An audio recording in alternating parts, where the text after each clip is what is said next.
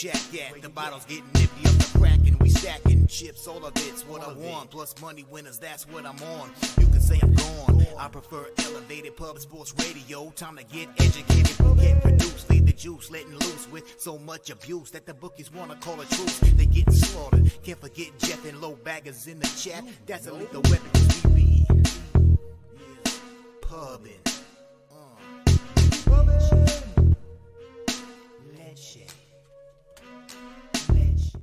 Cappers, gamblers, punters, hustlers, low baggers. Happy Friday, May 26th to all of you. Thank you for watching Betting with the Bag right here on Pub Sports Radio. I'm excited about this. There's a lot of cappers who focus on one sport, and I envy them.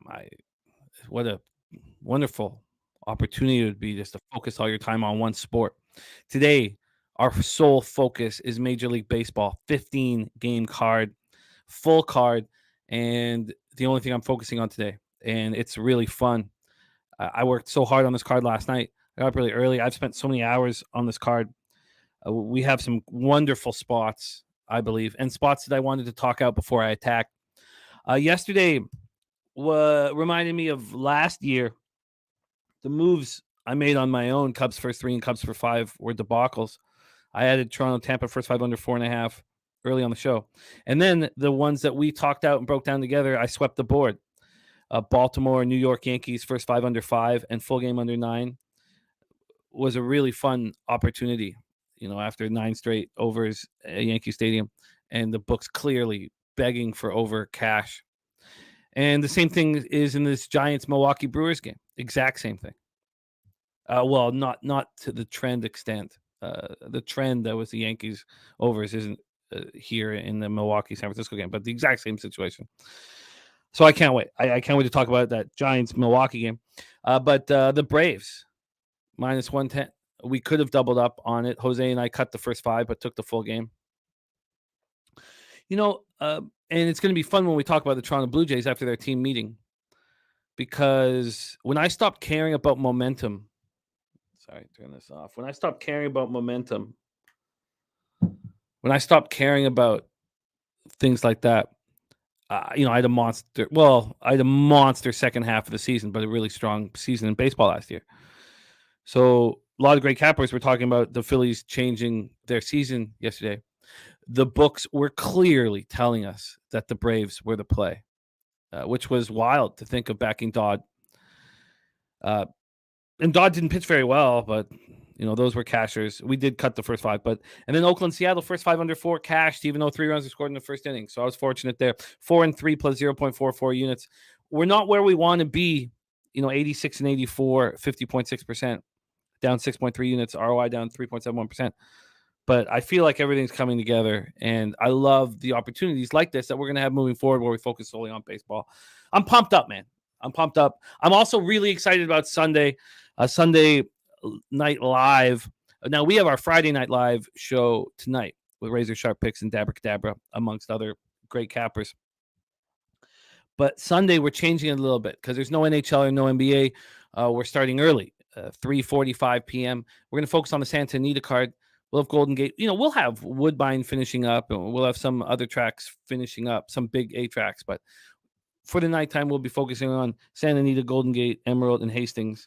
And then Sunday Night Baseball. We have Sunday Night Baseball. So it's going to be a really fun Sunday night. So I'm excited about the future. I feel good. I feel locked in. Justin McElvey in the house. Stacks play today. Thomas over 1/2 bases plus 125. 4 stacks play today. I love it. Let's get that locked in under the Nats game. I love it. Let's get you locked and loaded there. Give me a second here. The Nats game is going to be a fun breakdown. There's so many of these games are fun breakdowns. But Patrick Corbin, Jordan Lyles is a really fun breakdown. Sean Pulliam in the house. What up, Sharon? Let's get to work. Viper MB, Jay Smooth ready to get to work. Beefy bets. The Stars did finally win a game, but I had the over 5.5 and look good. But I'm telling you, man, in any important hockey game, if it's 2-2 going in the third period, live bet the under. Just live bet the under. anytime 2-2 in a divisional game during regular season when both teams want, to secure a point. You're always going to get 6.5. You're always going to be able to live bet the under. It's always there for you. Michael Johnson says, fucking Cubs, that was a disaster. The day started out terribly, but I liked our capping together. I loved the Braves and that Yankees Orioles cashing. I loved it. I loved every second of it. But we'll get that back. I apologize, Michael, for the Cubs. I was pretty confident in them. Serious business in the house. Bo Jackson, Paco Healy, Wine Time Sports, Andrew G. Razor Sharp Picks, NBA winner with the under 215.5. Gamblers First Glance was a thing of beauty. Paul Trippy says Phillies and Yankees yesterday were a circus show. I went exactly the way I wanted to go. Sean Pulliam, Slatsy says Alek Manoah continues to be the best fade in Major League Baseball. I don't think personally that this is going to continue all year long, and I think we should try to be ahead of the curve when we back him. And look, it wasn't his fault yesterday. The fielding behind him was absolutely atrocious. Now, he didn't pitch great, but that was a bunch of bumbling fools out there. The defense was so bad that it required a team meeting afterwards, and that was atrocious. Danny Lopez in the house. RVD 420 Subhuman Gaucho Ray Charles Virl Video Occupancy says, what up, Jimmy? Driving to the sportsbook at the Hard Rock at the State Line. Let's cash this weekend. There's JT. Raffy Slatsy says, if you have it, look at stolen bases for the Rays. Syndergaard's given up 12 stolen bases in 41 innings, which leads all the baseball. Rays ran all over the Jays. That's great. I love that. Love that, Slatsy. Love that. A Big Rock play of the day. Chris Sale over 5.5 Ks. That's a fascinating. I've been telling you that Sale's bet on for a month, but the big bet's coming in on Joey Wentz. It gives you pause, time for reflection that we will do together. Virl Video says, I think we take the under 6.5 for every Panthers Knights game if it happens to need the juice. I don't know, Virl. I still need more time with it, honestly. When I think of the Golden Knights, I think of goals, and I still have a bit of a bias from last year's Panthers. So I need more time. Saturated in the house, Von Polo, don't panic. Saturated says, I got to figure out if I should be doubling down on the Heat tomorrow or has the series swung? Are the Celtics going to be the first team to bounce back from 0-3? It'd be great topic for discussion on the live bet show tonight. So Piker, ready to get to work, says baseball can be such a circle jerk. It can be. But I like what we're doing. All right. And Rocco says, I've been on sale all year. Never gave up. I love it, Rocco. All right, let's get to work. Let's bring on your guest, the star of our Friday shows. And he dug himself a big hole off the top of the year. And he's been diligently climbing out of it. And he's been very good. Friday, April 28th was the start. He went 6-3 plus 2.68 units. Took it to another level last show, 10-4 plus 5.44 units. Extremely impressive. It's fun watching cappers deal with adversity, and that's what he is doing. 16-7 plus 8.12 units in MLB over his last 2 shows. He's ready to get to work right now. Please welcome from Hamilton, Ontario, Canada's black and yellow steel town, Mr. Ian Cameron to the show. Bobano, how are you, my friend? I'm ready. It's a good baseball card. We've only got baseball now. Well, it's that time of year. The other sports are winding down, but means more time to break down the games. And baseball, personally, for me, has been really rough the last week for me personally in baseball. So my overall season's up units, but given some back this past week. So maybe I need that Friday good fortune of being on this show to get me going again, because the last 2 Fridays have been good. They have been good. Rafi says, how do you feel about Tim Anderson on runs? We're going to break down all of this. Here's my guy, Akbar, in the house. Great to see you. Hunter Engelhart says, Bobana with that slick back looking ready to go. Let's get right to work. We started 2:20 p.m. Eastern today, our only afternoon baseball game, and it's a fun one. Cincinnati Reds 21-29, 7-15 on the road at the Chicago Cubs 22-27, 13-12 at home. We're at Wrigley Field in Chicago, Illinois. Weather blowing in 58 Fahrenheit, 8.3 miles per hour in chilly in Chicago. And the wind starts blowing in a little stronger as the game goes on, gets to 10 miles per hour. Take a look at the line history here for this spot. We see these totals that opened up at 7 at a pick'em. at some offshores. Now, some books didn't open up this line till this morning. I'm not sure why that was, but Pinnacle waited till this morning. Yesterday this opened up at 7 as a pick 'em. Pinnacle already had it at minus 117 to the under, and it was immediately hammered to the over. 8 minutes in, this line moves 11 cents to the over. Other books have moved it to 6.5. Pinnacle moved it to 6.5 at 10:20 this morning. It lasted there for 12 minutes. So right now it's at 7, minus 119 to the under. Take a look at the money line. I'll have both of these pages set up here, so we'll be moving a little faster once I got that set up. But a money line here, the move to Justin Steele never happened. Never happened. I wanted Justin Steele immediately, but it just didn't come to fruition. This money line did come out yesterday at 4:30 p.m., even though the total did not. This line didn't move last night. I was staring at it all last night. The line had slightly moved in the favor of the Cincinnati Reds. And then something changed here around midnight. Money started coming in on the Cubs around midnight. Usually you could say that's when the limits go away and you can make bigger bets. And this got up to minus 166 right around midnight for the Cubs. And since then, there's been a 23-cent move to the Cincinnati Reds. And in the last hour, a huge move to the Cincinnati Reds. So we have a move to the Reds and a slight move or a move to the under. Move to the Reds and a move to the under. Let's take a look at what we are dealing with here cash-wise. We have 70% of the tickets and 87% of the cash on the Cubs, and we see this huge move on the Cincinnati Reds. You have 29% of tickets and 84% of cash on the under. So the public all over the over, but the bigger bets coming in on the under. This is a fascinating spot for us to get started. Wine Time Sports is on the under 7. Says, wish I got an 8 early on. I never saw 8s anywhere.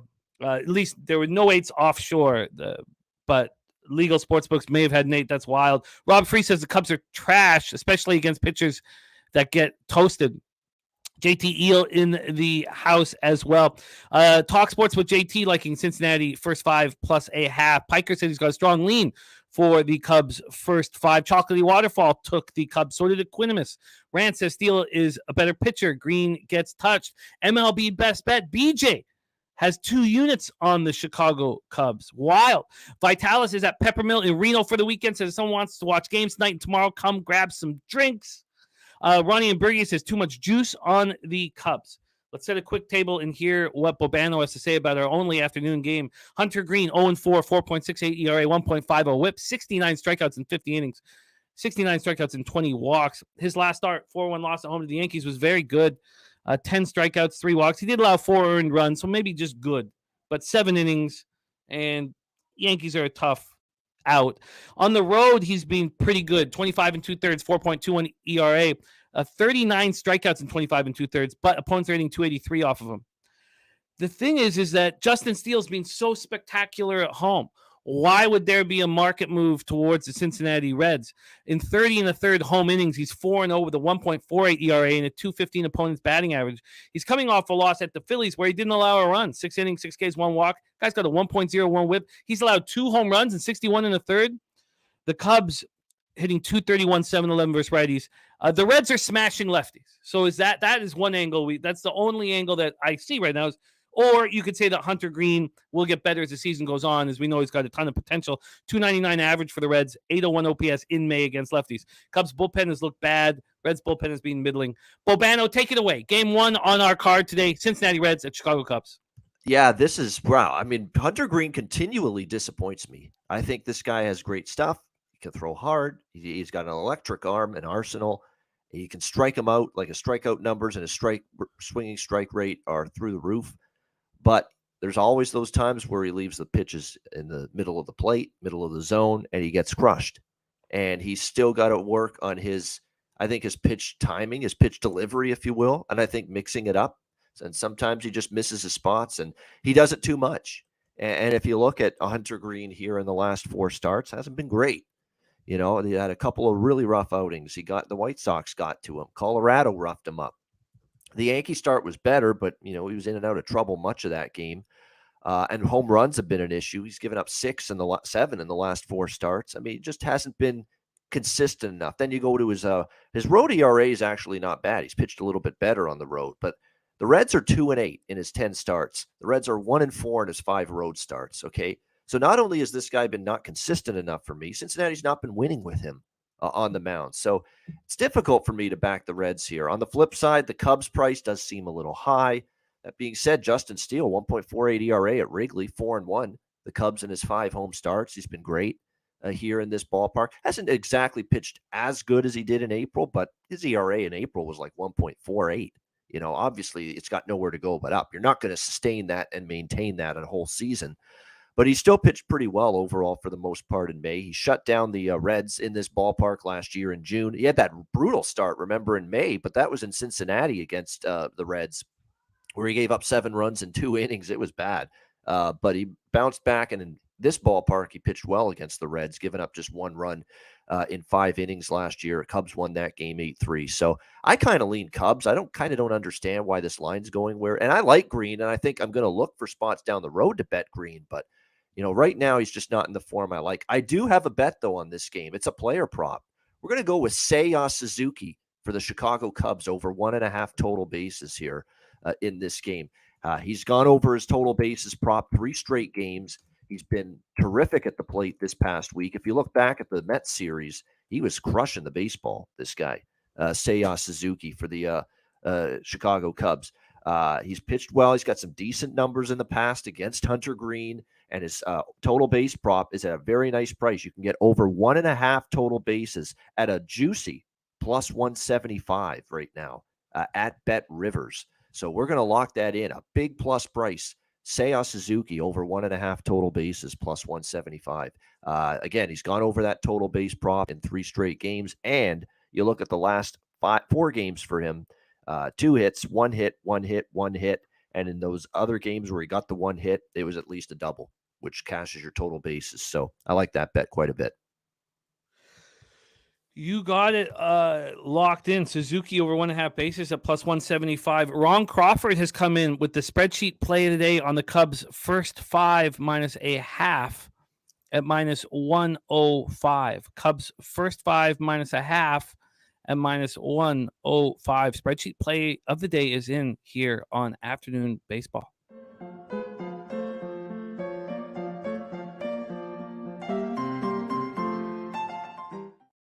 Well, I've got it, what I feel comfortable with and figured out here.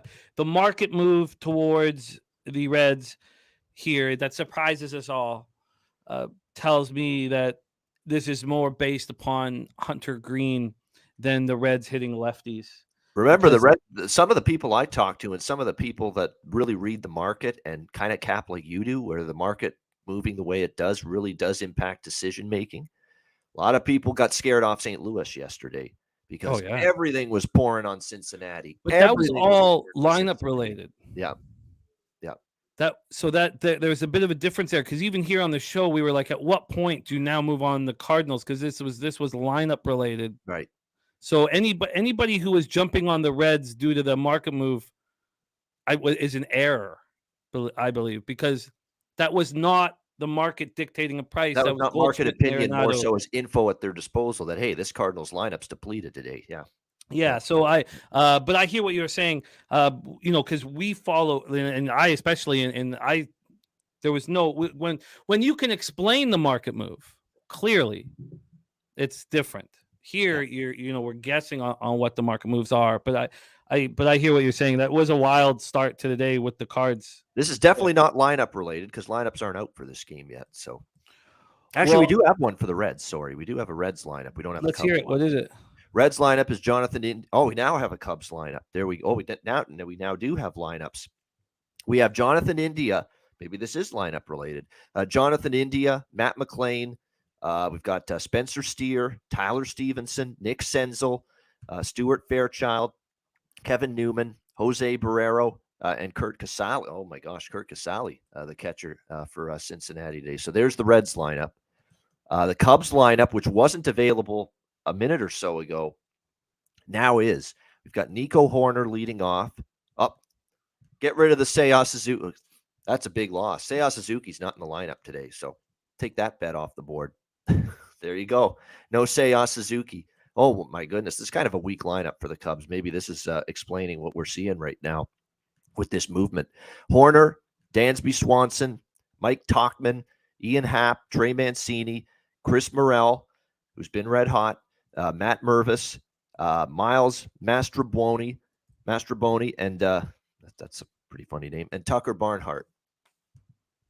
That's your Cubs lineup. Piker says he just saw a sharp better. He follows on the under 3.5, first 5 here. I just bet it. I'm on the. That's a weak ass Cubs lineup. That really is. Now I kind of understand what the market's doing now. Yeah, you're right. And that was the Reds lineup is nothing to write home about either. But that big move, we can say, is more lineup related than whether Hunter Green will pitch well. So this is what this show's all about.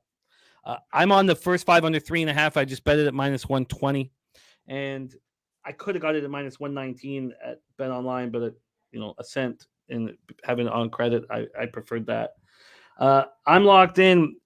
There is a -41% home run rate. Now, we know that didn't affect things too much yesterday, which was a very similar number, and a -22% run rate on Ballpark Pal. I have moved on the first 5 under 3.5 -120. I am locked in. I apologize for my son. Ella passed the flu to Carter, so Carter's in a bad way. So if he starts crying at the door, I apologize for that. All right, I'm locked in. We are all locked in. But Bobano has to pull the Suzuki prop. But there's lots of action for us here on today's card. Darren Turner says under first 5 is scary. We will need Hunter Green to show up as well. Definitely. I don't see why he wouldn't.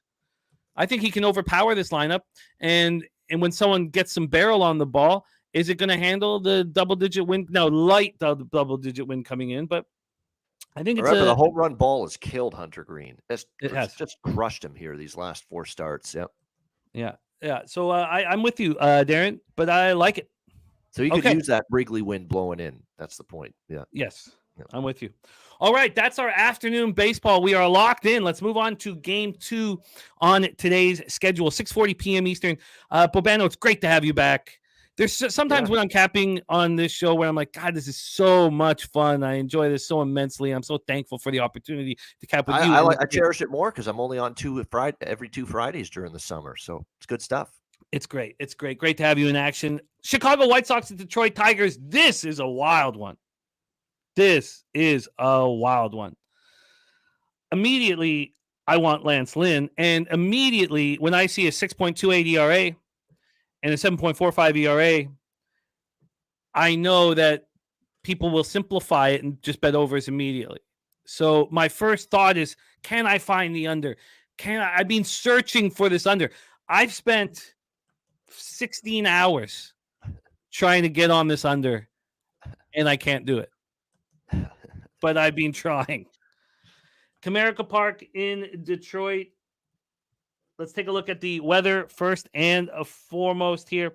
68 Fahrenheit, 6.8 miles per hour left to right slightly, and goes from 6.8 to 5.6 miles per hour. Let's go over to the line history here for this one and the cash flow. Get all of this up. First off, line history. This has been, surprising. We now have a move towards the White Sox, but I don't care as much about a move now. I couldn't believe this initial move was towards Joey Wentz. I couldn't. I was trying to dig deeper, and I did study Joey Wentz for a while. Now, at this point, we have a 12-cent move to the White Sox, but, as of 11 this morning, there was a 6-cent move, and that didn't make sense to me. And now that there's a 12-cent move, I don't care that much about it, in all honesty, because that's just, what I perceive as just the public cappers are now moving on the game, and it doesn't do too much here. Sorry, this is here we go. I've got to reload this screen. It's going just too slow. Getting my totals up here. While I'm waiting for the totals, let's get into the ballpark factors and the cash flow for this spot. We're up here for the total. So this total has been bouncing all over the place, absolutely all over the place. So we've just had another move. I guess it's just not moved. At some books, this has moved quite a lot. I even saw a 9 there for a second, but at Pinnacle, it just hasn't moved at all. We've had a 1 cent move to the over.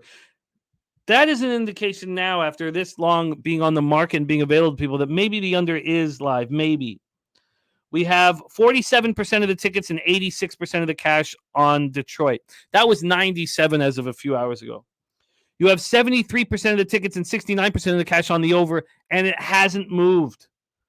Is it enough for me to bet the under? Now is it? Might be.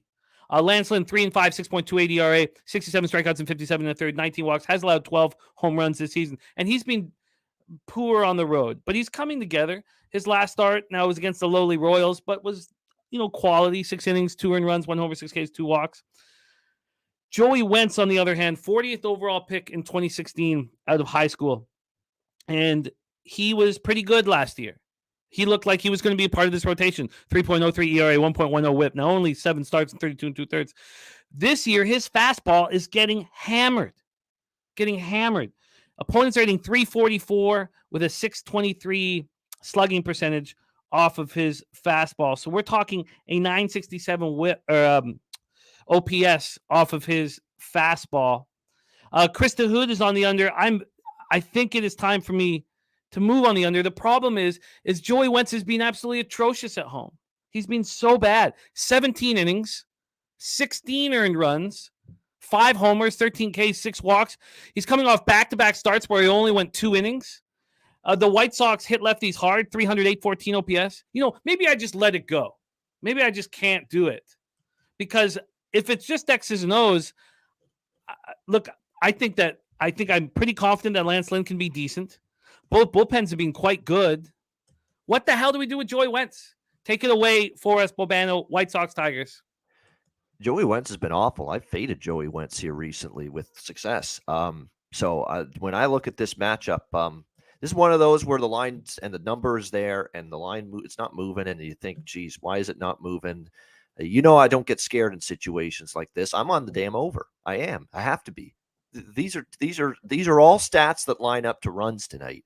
Lance Lynn's got a 6.35 ERA on the road. Wentz has been awful, 9.58 ERA at home, or in his last 3 starts, 6.65 ERA at home. We did get an over with these two teams yesterday. And by the way, the over is cashed in 4 of Lance Lynn's last 5 starts. Joey Wentz gave up 6 runs and lasted only 2 innings against Washington. That's another game I was on the over in Wentz's last start against the Nationals. To me, that's overthinking it. In my opinion, if you're going to poke holes and why is it 8.5? Why is it not higher? And what am I missing here? I've talked myself out of losses, wins, I should say, doing that. And to me, everything I see here tells me that these are not pitchers that are trustworthy or warranting a total of 8.5. So I don't want to lay a price, but I actually do consider the White Sox team total a little bit more than the full game over. But I'm going to go with that 8.5 over because I do think the Detroit Tigers will be able to do a little bit of damage themselves. Let's not forget that when it comes to the Tigers, they actually had problems about a month ago against righties and lefties. They were mashing. The last 5 to 10 games, it's kind of flipped, for the Detroit Tigers, where now they're not hitting as well against lefties, but they are starting to hit better against righties like Lance Lynn. So I'm going to go with this over 8.5 and see what the price is as well. Let me just check. Over 8.5 minus 108 at Pinnacle. You got it. Over 8.5 at minus 108 at Pinnacle. So I'm just going to finish this off here, and I feel like I'm going to be on the other side of you in this spot. So we know that Joey Wentz is a real problem. He's not getting movement on his fastball. Hasn't been a problem for me. I've been cashing against him, so it's been a good problem. It's a good problem for you, and you're over. So we have Joey Wentz, who is a real issue here. Real issue. And that's it. Because, and the White Sox first lefties. 300, 814 OPS over the last in May. By the way, Raffy is asking about Tim Anderson runs against Wentz, and I'm not a player prop capper, and I'm not going to do that on the fly. Maybe Bobano can take a look at Tim Anderson and his thoughts, and anybody in the chat, if they can touch on Tim Anderson for our guy Raffy in the chat wanting to make a player prop on Tim Anderson. Here, what do I have going for me? I think that Lance Lynn's going to have a good start. The market with the big bets on the Tigers either tells me that Wentz is going to be much better or he's going to be, much worse. With a pitcher like Wentz, I don't want Wentz, a questionable pitcher after a spectacular start. One spectacular start. I don't know. That's not where I want him. This is sort of where, if I had more faith in him, we talk about trusting really good pitchers after bad starts. Can you tell? So obviously Wentz is a question mark, but Tigers are hitting 247, 694 OPS. Both bullpens have been excellent in May. That's true. Yep. White Sox 2.75 ERA, 1.08 WHIP. I Tigers did consider a first 5 full game split with the over because of that, but I decided just the full game.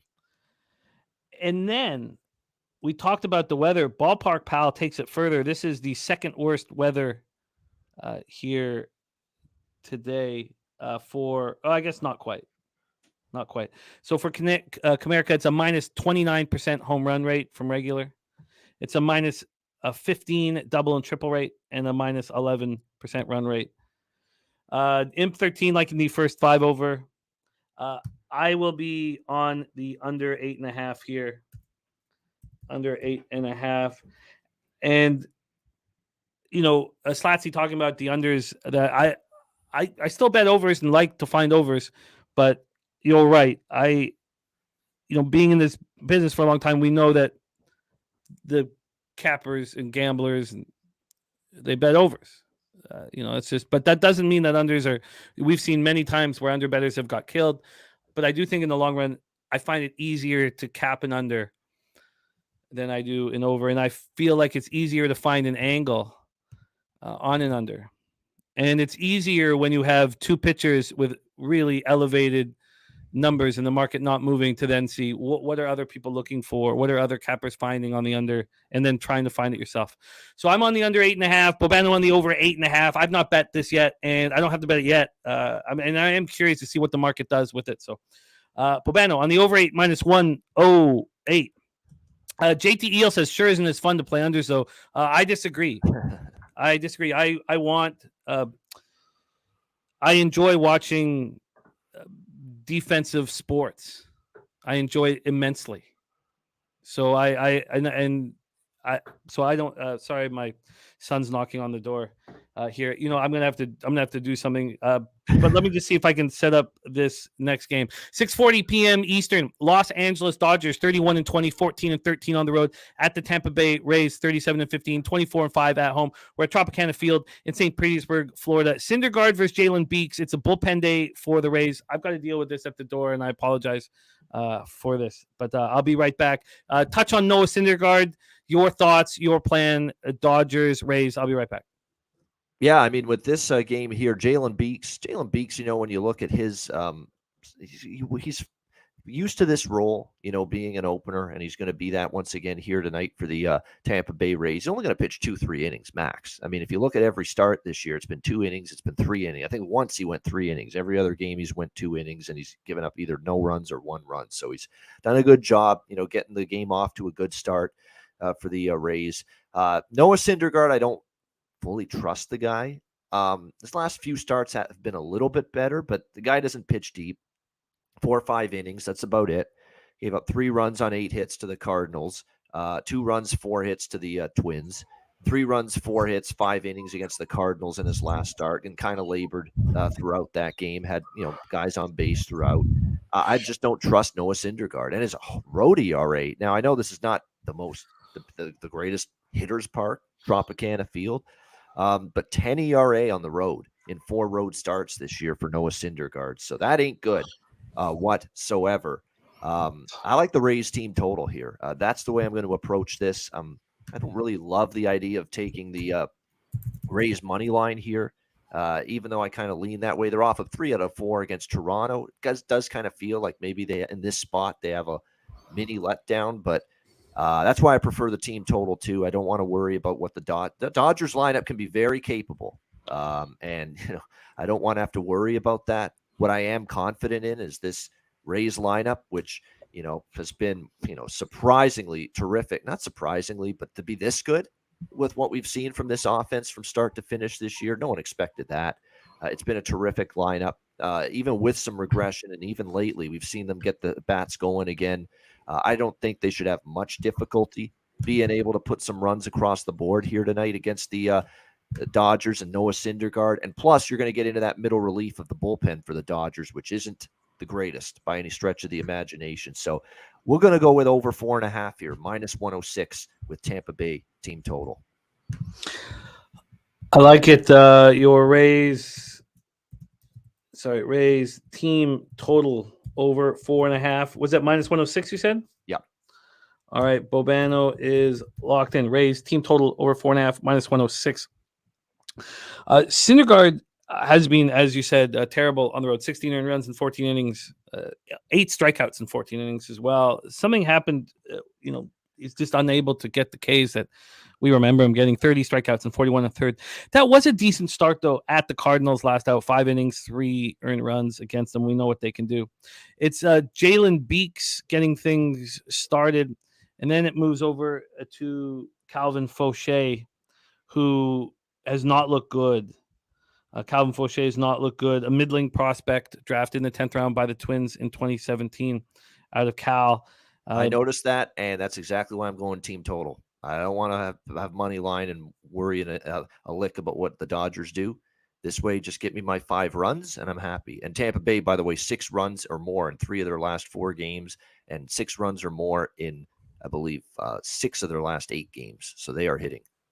Yeah, no, I get it. I get the look. This total opened up not until 7:38 this morning at Pinnacle, 9.5 juice to the under, and then it went to 9. It spent a ton of time at 9, and now it's back at 9.5, juiced heavy to the under, an 8-cent move to the under. That is surprising here. That is surprising. Let's switch it up and see what the cash flow then is for this spot here. 86% of the tickets and 90% of the cash on the over. That is strange for this kind of to be dropping. You have 69% of the tickets and 93% of the cash on the Tampa Bay Rays. That's a lot of money on the Rays.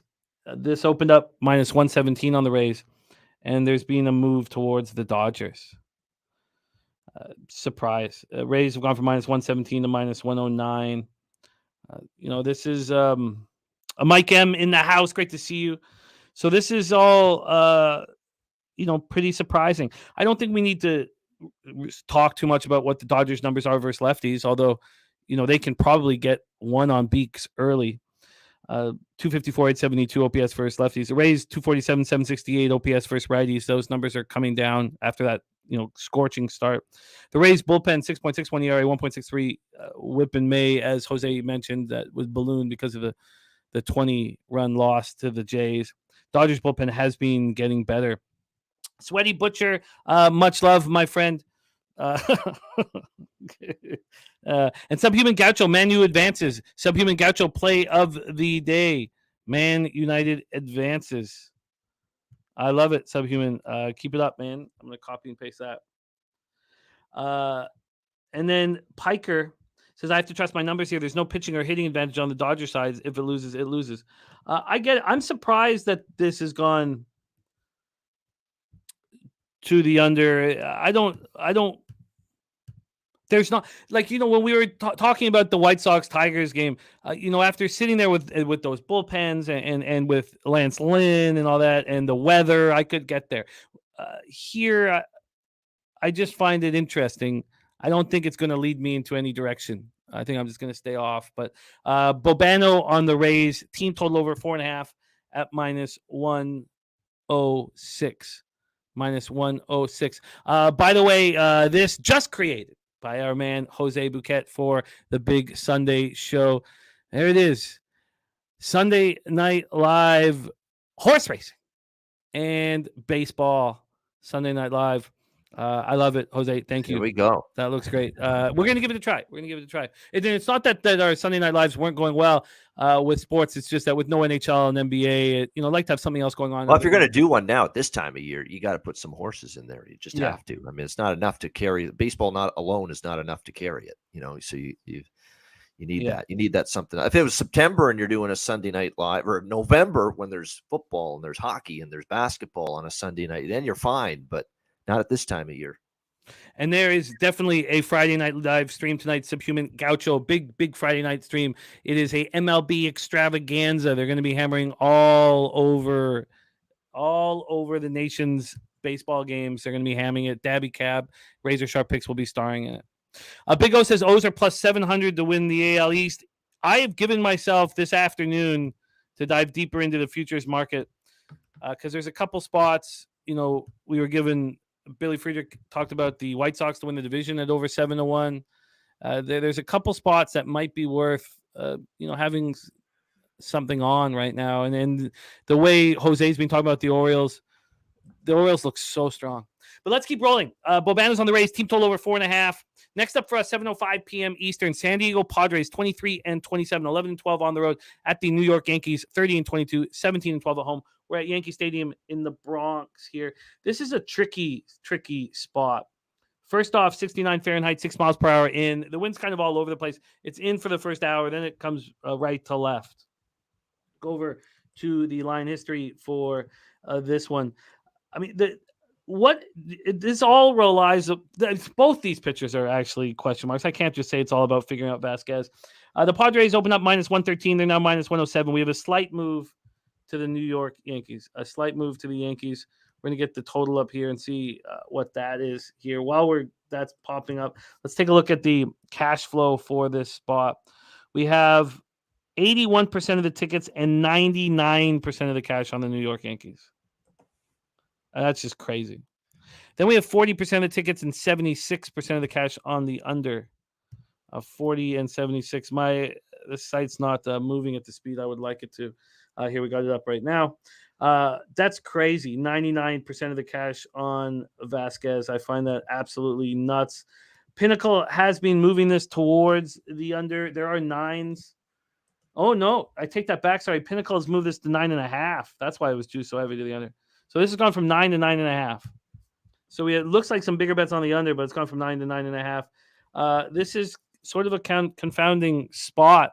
Musgrove is only thrown 24 innings this year. He's allowed 6 home runs. He's not looked that good. 6.75 ERA, 1.58 whip. Coming out 4-2 loss at home versus Red Sox, 4 earned runs in 5 innings. Doesn't look very good. With Randy Vasquez, this is not a really highly thought of prospect in the Yankees organization. Last year, he was at AA, made 25 starts, 115 and a third, 3.90 ERA.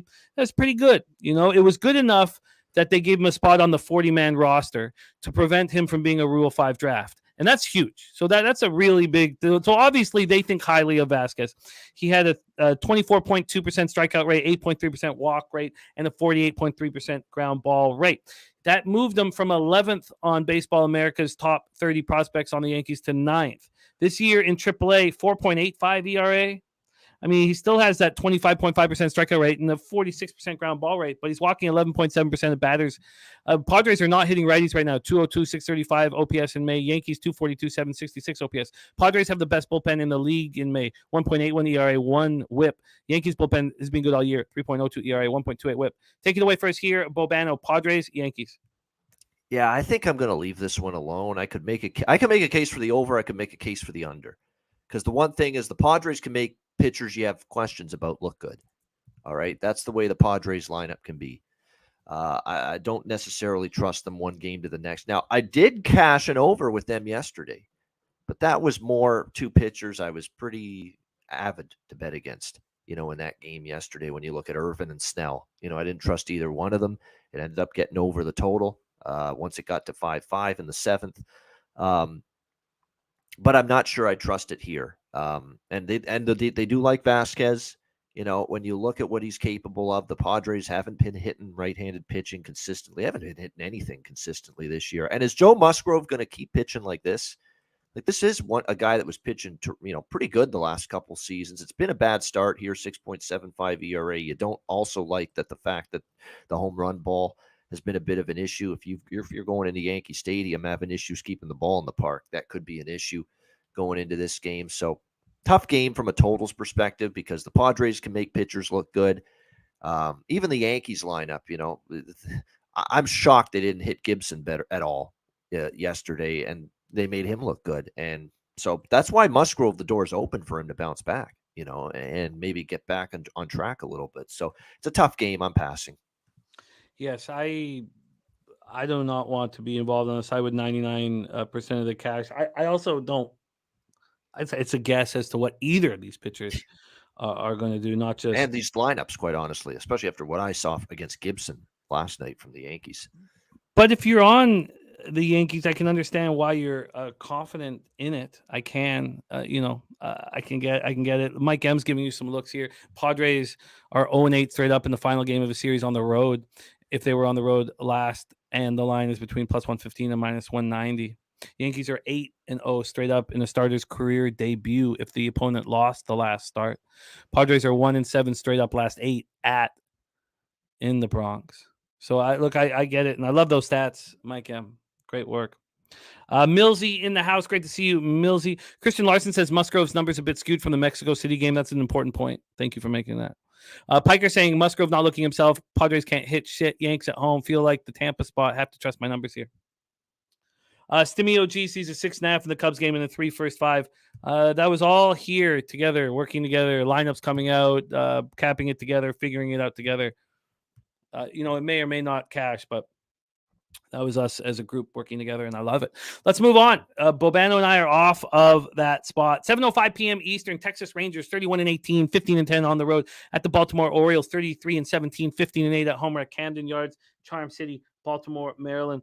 Start with the weather in Baltimore. 71 Fahrenheit, 7.7 miles right to left. Slightly in, but becomes just right to left, and it's not blowing too hard.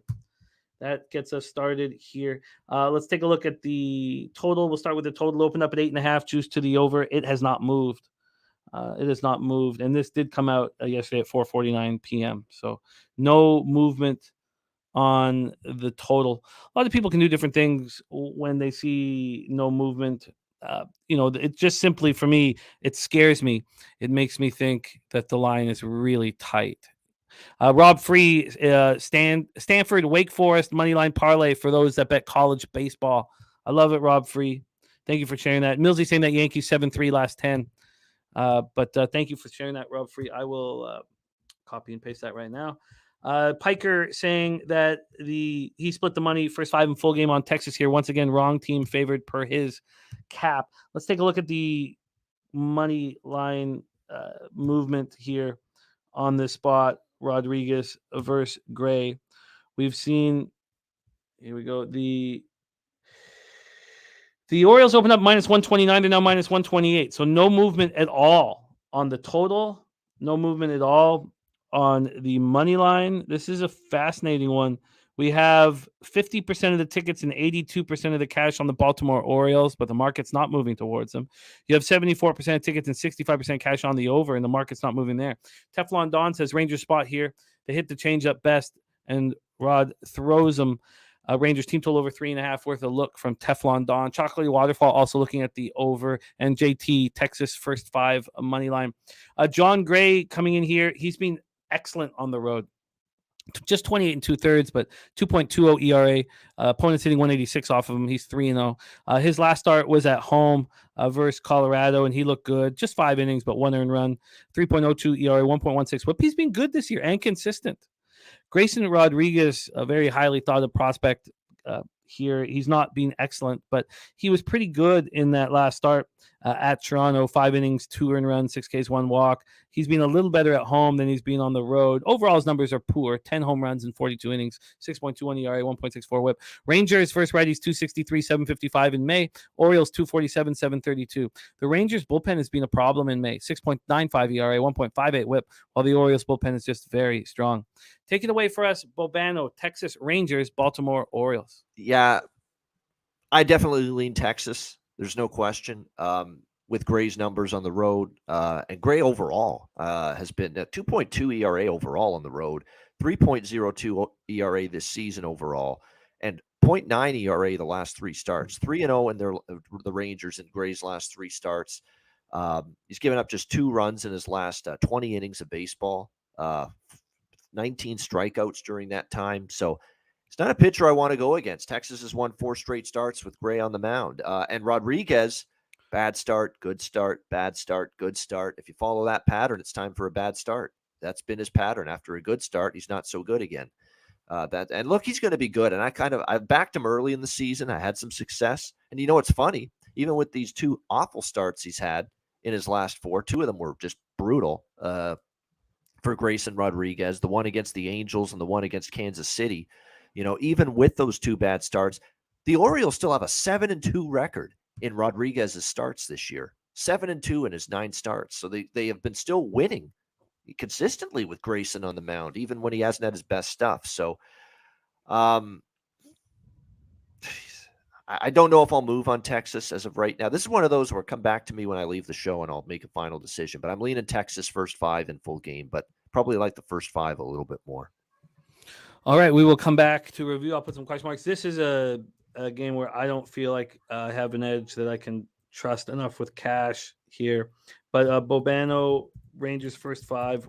And I have a big-time soft spot for Baltimore. I love that baseball team, and I consistently think they're undervalued. So I may not move on Texas. Do you have futures on them? I have their win total over. I didn't move on them to win the division because I just thought that was going to be Toronto or Tampa Bay or even New York. I didn't think Baltimore was division contending ready just yet. And man, they've proven me wrong. I still should move on that plus 800. It still feels like there's value, believe it or not. Plus 700, plus 800 to win that division. Tampa Bay will have some rough patches. They are not going to keep playing baseball at this clip. I'm excited about the next game. It was a spot where, as some of you guys know, I do radio in Toronto and on Friday mornings, and I pulled the trigger due to the X's and O's. The market wasn't moving, and I was like, I just have to trust the X's and O's here, and the market has now moved. So I'm pretty excited about that. And for those of you counting my Fridays right now, where I make bets before the market gives us any indication, I'm 8-3 right now, and I've got a spreadsheet for that. I was 8-1 until I lost both last Friday on the Blue Jays Orioles over. That Blue Jays Orioles over, I was really confident in it, and it wasn't even really that close. It was a 6-2 final, and that was the Kikuchi start. Against what's his name, who pitched for the Orioles yesterday and shut down the Yankees. Gibson, thank you, Kyle Gibson. So that was a Kikuchi Gibson start. So I'm 8-3, but let's roll. Next up for us here is Cardinals Guardians. I doubled up on this at Progressive Field on the unders. First 5 under 4, I got plus 105. It was plus 100 this morning on the radio. I said I expect it to be minus 110 at first pitch. And it was minus 110 an hour ago. So right now at Bet365, the under 8 is minus 125. I got that at minus 115. So I only beat that by 10 cents. But now the first 5 under 4 is minus 115. I got that at plus 105. So I beat that by 20 cents. I'm excited. So the 3 spots that I moved on without the market giving me the indication, and this is 2 of them, first 5 under 4 and full game under 8. Matthew Liberatore, he didn't get to start 5 days after a really impressive start at home over the Brewers, and I think they're just trying to limit his innings. I don't think that it's because they don't trust that he can be one of their 5. It's that if they are making a run late in the season, they want him to pitch every 5th day, and they don't want an inning cap on him. His last appearance was May 21st. It was 5 days ago. He went 1 inning, 1 hit, 2 earned runs, 1 K, 1 walk. It was a 10-5 win at home versus the Dodgers. He came in kind of a meaningless spot, and he wants to start. Now, the Guardians are hitting 205 with a 611 OPS versus lefties in May, and I think he can shut them down. Shane Bieber, 3-3, 3.08 ERA, 1.21 WHIP, 64 in the third, 47 Ks, 15 walks, 7 home runs. One thing about Bieber that I think skews his stats is that he's only had 18 2/3 innings at home. He's better than these numbers indicate. I know we've talked a lot about his velocity dropping, but he's an excellent, elite, top of the rotation pitcher who's even better than the numbers show him to be. Last start, 8 innings, 7 hits, 2 earned runs, 1 homer, 4 Ks, 2 walks, 2-1 loss at the Mets. That was our Sunday Night Live game. He's only thrown 18 2/3, as I said, at home. 2.41 ERA, 232 opponent's batting average. Now, the Cards rake righties. How could this get hurt? Obviously, because whenever you make a bet, you're like, how could I lose this? What would be the situation? It's if the Cards get to Bieber. 263, 822 OPS in May. Cards bullpen 3.63 ERA, 1.29 WHIP. Cards bullpen 3.26 ERA, Guardians bullpen 3.26, 1.15, both being quite good. So let's just touch on the line history here over at Pinnacle. Pinnacle opened this total at 8. It's now at 7.5, just slightly juiced to the over.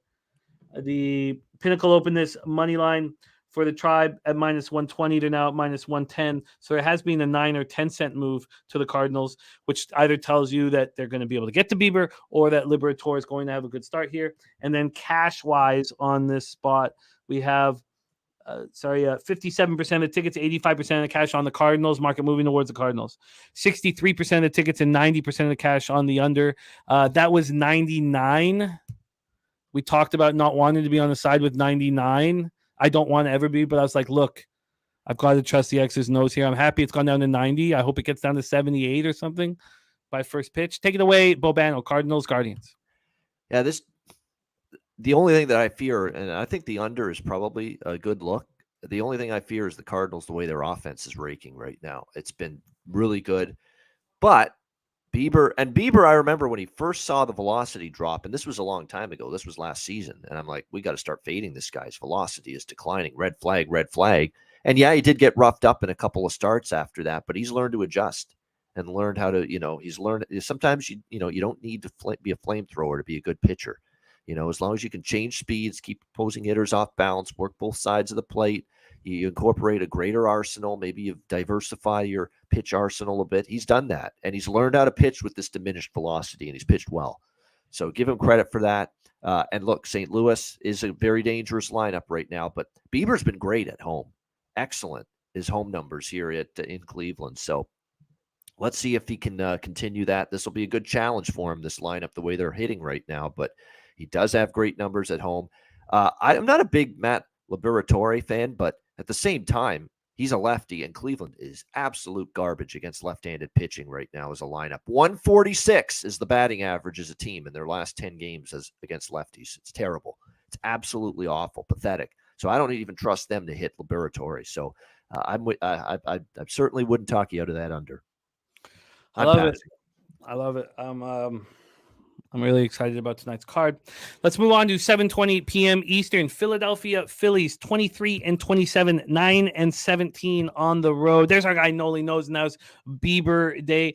Noli Knows would love my card. I'm 6 bets in with 6 unders. And these stats that the cappers are dropping in the chat are very, very helpful. Billy Friedrich saying in 24 home games this season, Guardians have scored 4 or more runs just 5 times. Mike M stat is not angle that helps me at all because it's 19-2-2 are the Cardinals overs on the road in the final game of a series if they won the previous game on the road, and lines between -115 and +130. But I still love the market move. I'm very, very excited. Getting that +105, seeing a 20-cent difference at Bet365 feels really good. Let's move on. Next up for us, Philadelphia Phillies at Atlanta Braves, Truist Park in Atlanta, Georgia. Let's go over to the weather here in Atlanta. 77 Fahrenheit, 9 miles per hour left to right, very, very slightly out, and becomes just left to right by the end of it. And it dies down a little bit to 6.1 miles per hour. If we take a look at Ballpark Pal, -18% home run rate and -4% run rate. We just spoke of the spot at Progressive. It's a -34% home run rate and a -17% run rate. Numbers that I really, really like. Noli Knows also saying Cleveland 74% to the under at home.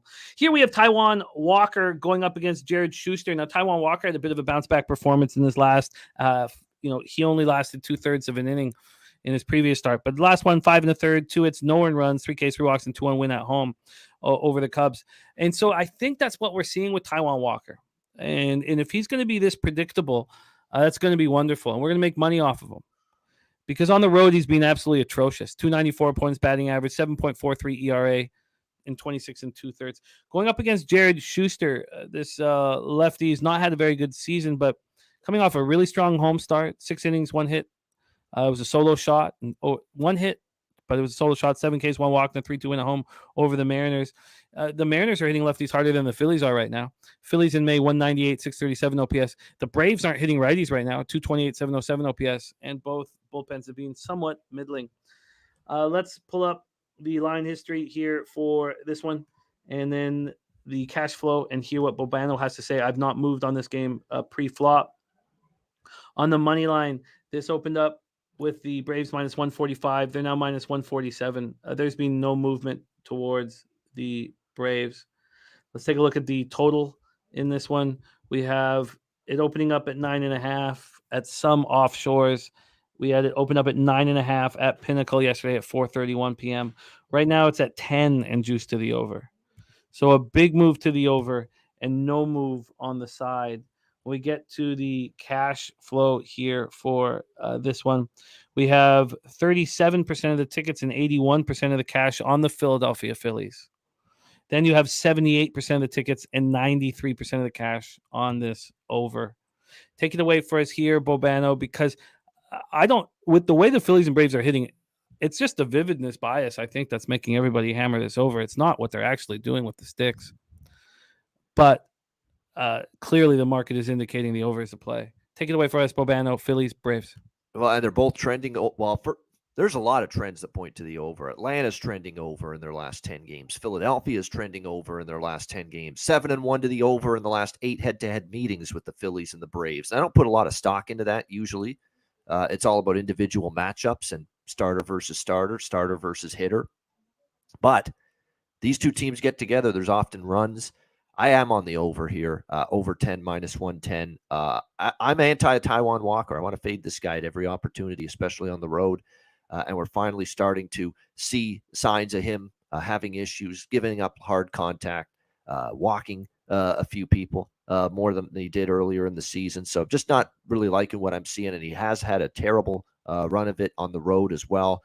I know Atlanta's numbers against righties have declined a little bit. I think they can hit Walker. Walker, by the way, has a 5.14 ERA in his career against Atlanta. So Atlanta's done damage against Walker in the past. And on the flip side, Jared Schuster, last start was good. You're right about that. But prior to that, he was pitching more like the Schuster from Wayne and Schuster before that. So definitely disappointing to see the way he's pitched as of late. We'll see how he fares here. He was better last start, but will he go through this Phillies lineup unscathed? I'm not so sure about that. Total's gone up from 9.5 to 10. I still like it at 10 here, over 10. And I was on the over with these teams yesterday in the first game in this series. I'm right back to it tonight. Over 10 minus 110. You got it. Yeah, that's at Bet Chris. Unfortunately, Wayne and Schuster, is a very well known in Canada. Not as much. Nobody gets the Wayne and Schuster rap. 90% of our audience probably doesn't. Yeah. Schuster's son, I've worked with. He's no longer with us. Really? Huh?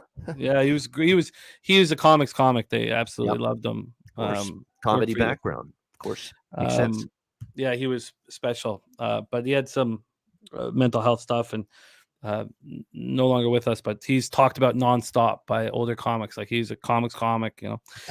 Alfred right now is Googling the Wayne and Schuster show now. Thank you. Very Alfred. popular variety and comedy show here for a long time. Yep. From like 1940 to 1980 or something. Yep. Okay. Bobano on the over 10 at minus 110. I wonder if I'm leaving money on the board here. Mike M says, love the Harper homer and RBI spot today. He's gone deep for the Braves in 3 of the last 4. Versus the lefty, the over smashes. If you only play one prop today, make sure it's here. And by the way, Joe Yurkovich taking a stab with the Rangers, first 5 minus 2 at plus 325. The over 10 is minus 108 at Bookmaker. Thank you for that. So we cut the 2 cents off of that. I wonder if I'm making a mistake here, because Taijuan Walker is a fade on the road. There's no doubt about it. I'm not entirely sure what Jared Schuster is. I don't know what he's going to give us, but he's a 24-year-old first round pick in the 2020 draft, 25th overall out of Wake Forest, and I don't know. He was good in Gwinnett before he came up, and I don't know what he's going. I'm going to have to stay off. And we love you, AOD. Imp liking the over here as well. I'm going to stay off of this spot. Let's move on. So here we go. 8:10 p.m. Eastern. I've been excited to talk about this game. San Francisco Giants and Milwaukee Brewers, American Family Field, Milwaukee, Wisconsin. After cashing the Orioles Yankees under so easily yesterday, I had to bet this under. It was the exact same situation. The problem is I got the 9 and the 5 in that Orioles Yankees game, and here I had missed it. I had just missed it. I had so much time with these games after I'd capped it that I went over all of them again, and then I was like, it went from 8.5 to 8. I'm like, I get it now. But it's Alex Wood versus Freddie Peralta, and I'll go over the X's and O's here in a second. But let's start with the weather here first. Oh no, we're not going to need the weather. What is the weather in Milwaukee? Oh, it's cold. I don't think that they keep the roof open. If they do, it's just partially open anyways, but I don't think they do. So let's go over to the money line and the total. And then the key part, of course, is going to be the cash flow, because you'll see the similarities from that spot yesterday. First off, from a side perspective, this opened up with Milwaukee minus 125. They're now minus 128. So there's been no move on a side, which tells me that Alex Wood's going to have a decent start, or it tells us that what we know about the Brewers is that they don't. Milwaukee can't hit a fucking thing off lefties. That's what I think. That's what it's about. 211, 616 OPS in May. They're pathetic against lefties. Seriously, I mean, I'm at my wit's end with them because I've trusted them against bad lefties with either overs or Milwaukee, and they've still not hit. So continue. This opened up at 8.5, slightly juiced to the over, and it moved to 8 at 8:10 a.m. I missed it by a few minutes. I thought maybe Bet365 wouldn't have moved it yet. Unfortunately, they had already moved it. Jedi for Life be at Belmont tomorrow. I love it. Big Sandy, you're gonna love it. It's I'll send you some messages. I don't want to start waxing poetic, but I enjoy it very much. Then let's go over to the cash flow, and this is where I was like, okay, I have to move on this. So on the total, it's come down. It's come way down. So other people saw what I saw. But 63% of the tickets and 75% of the cash is on the over. When I moved on it, and when it moved from 8.5 to 8, it was at 84% and 92% on the over. And they moved it a half run. I talked to you guys about my friend who runs the sports book at my bookie. He is probably the sharpest capper I've ever met. And when I used to hang out with him, I was just like, I had 1,000 questions, and it was so exciting hearing his stories and hearing what was going on. I remember we went out for drinks in Costa Rica when the Raptors were playing the Warriors, and someone called in for a $50,000 bet on the Raptors, and the guy was down, a few $100K. So they're like, of course, let him bet whatever he wants. But that cashed on him. But I digress. He moved that line from 9 to 8.5 yesterday when all the money was on the over. We talk about the books actively trying to beat us and not getting 50-50 cash. Well, I had to put my money where my mouth was in this spot. I had to move on the first 5 under and the full game under, because clearly all the money was on the over, and they moved from 8.5 to 8. Alex Wood, we don't need to get into his home road splits because he's only thrown 20 innings this year. His last start was not very good. 7-5 win at home over the Marlins. What have the Marlins been doing lately? Raking lefties. Freddie Peralta, 4.15 ERA, 1.31 whip. Kind of a middling season for him. A pitcher that I watch closely and I love. Look what he's done at home. Yeah. 2.43 ERA. Opponents hitting 179 against them. He's allowed 1 home run in 29 2/3. The Giants are hitting 228, 675 OPS versus righties. Brewers are hitting 211, 616 OPS versus lefties.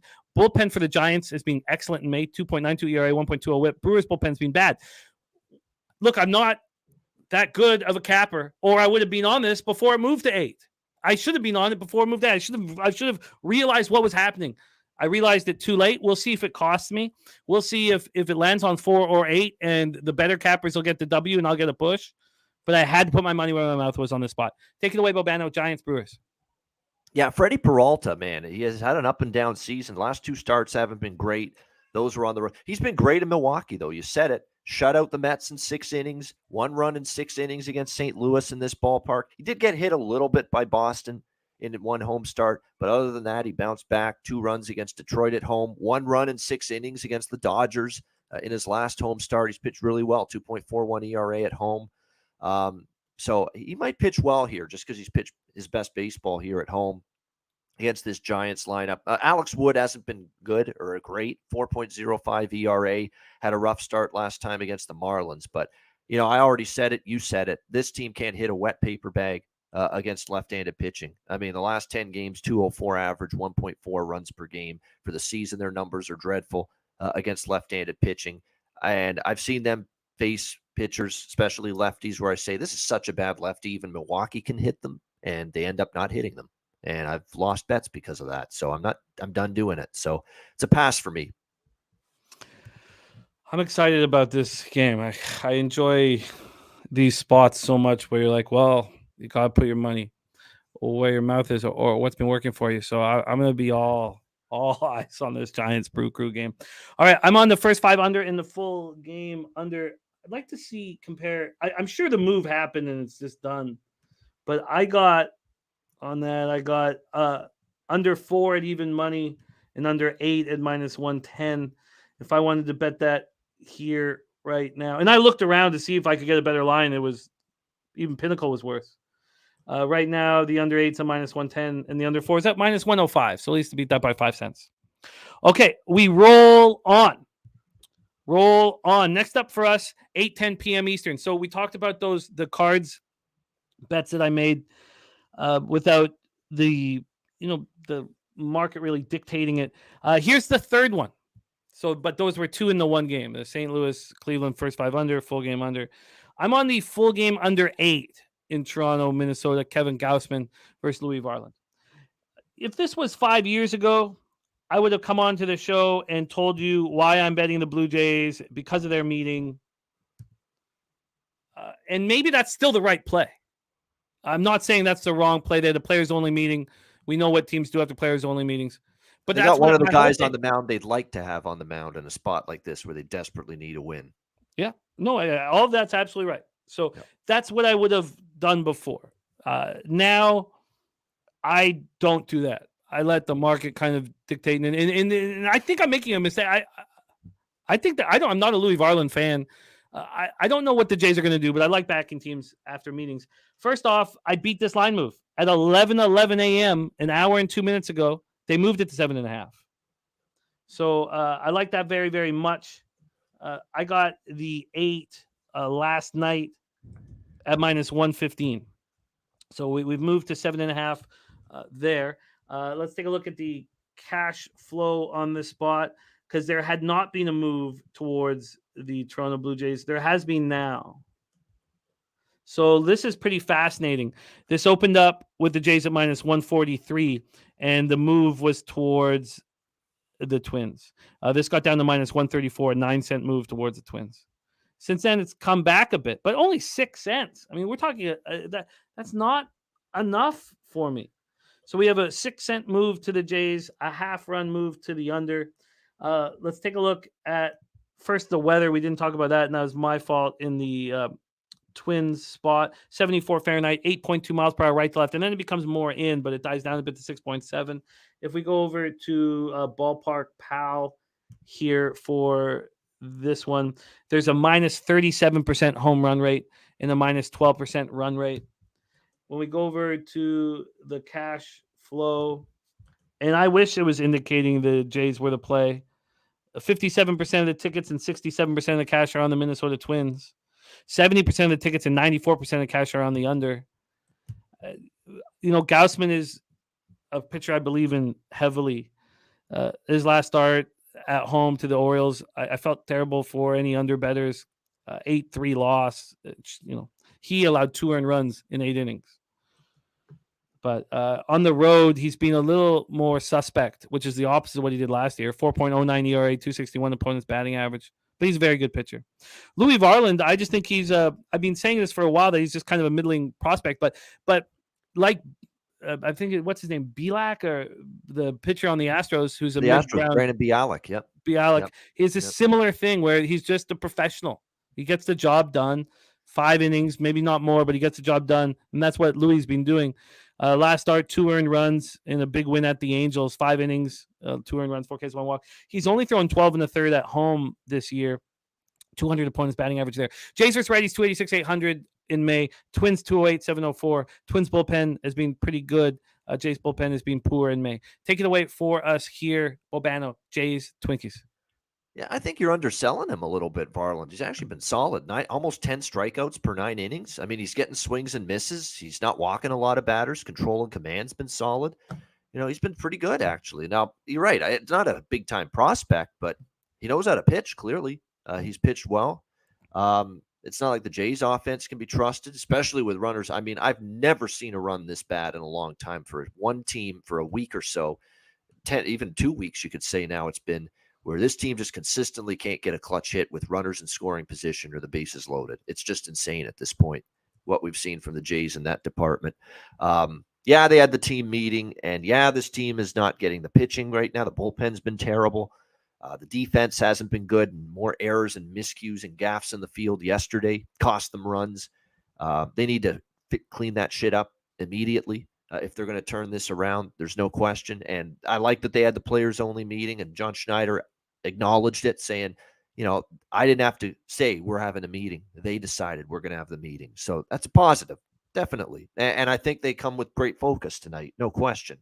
But I ain't laying this price with them on the road. No chance. There's just no way I'm doing that I got to see evidence of a win. I got to see evidence of some better baseball, better discipline, better fundamentals.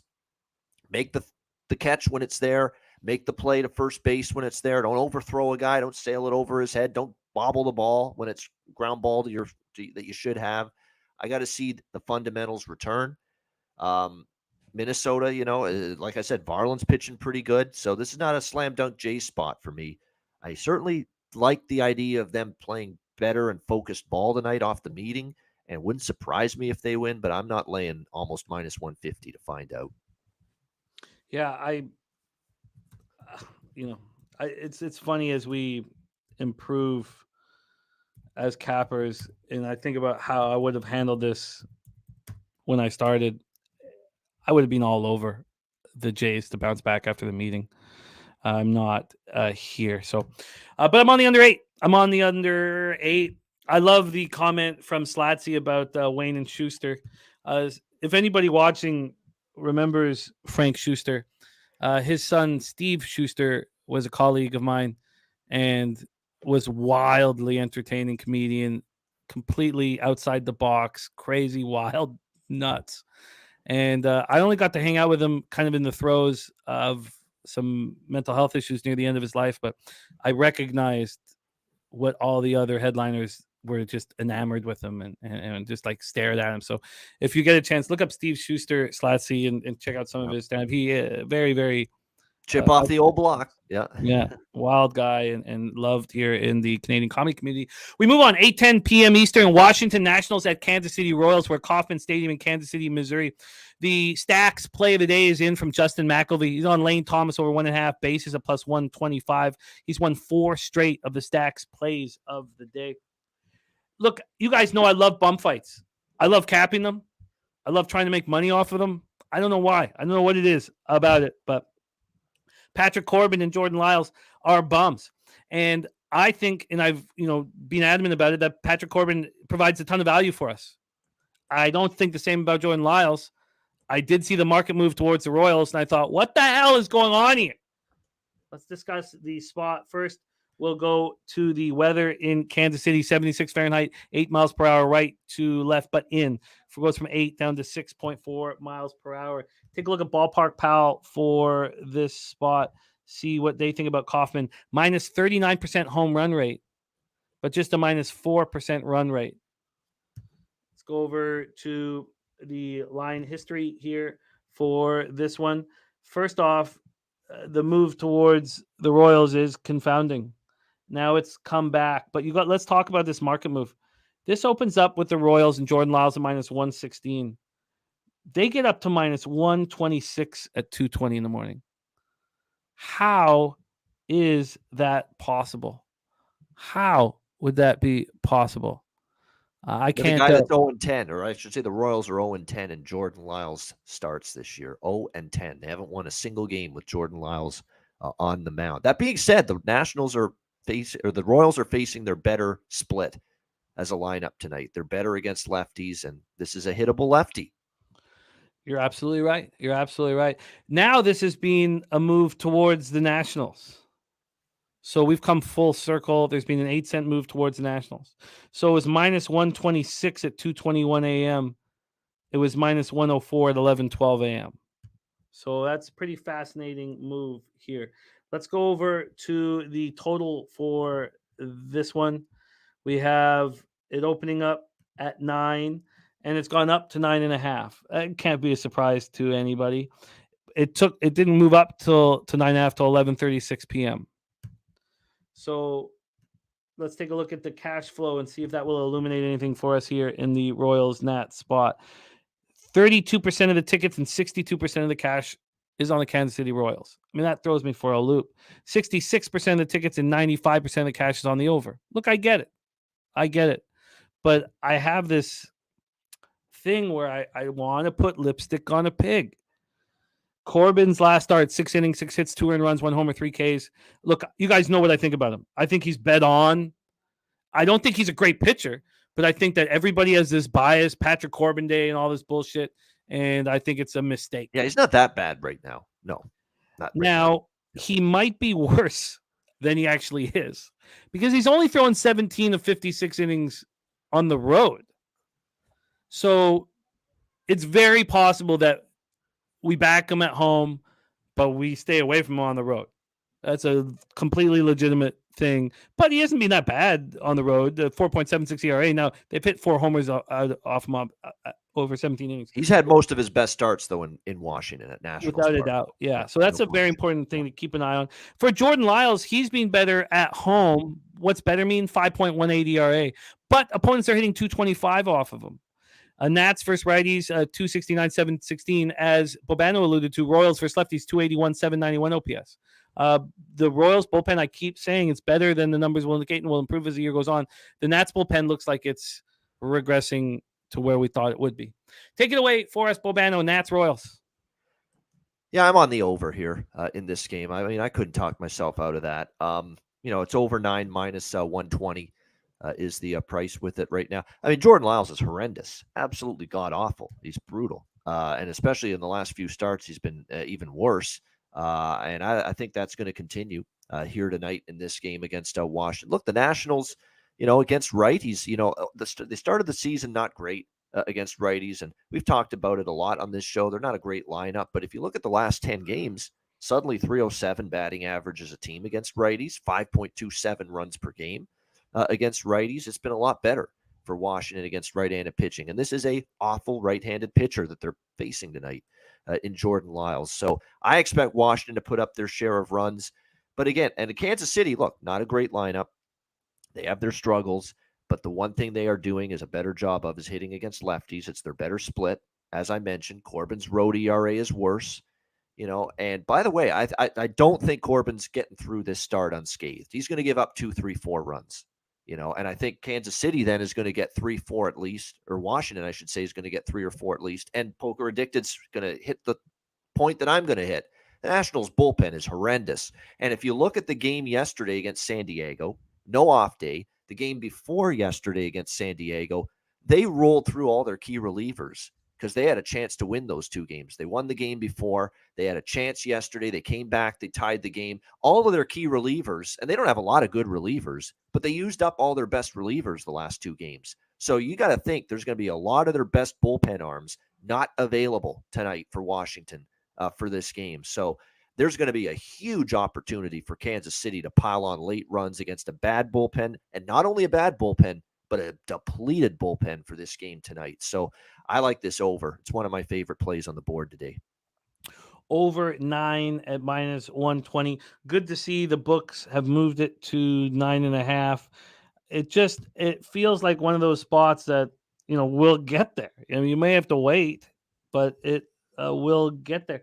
I'd like to go back to the cash once more. I mean, I think that it's funny, I've been saying nice things about Corbin, but the fact is that he's probably vulnerable on the road. I mean, he's only throwing 17 innings, and that's why his numbers probably look the way they do.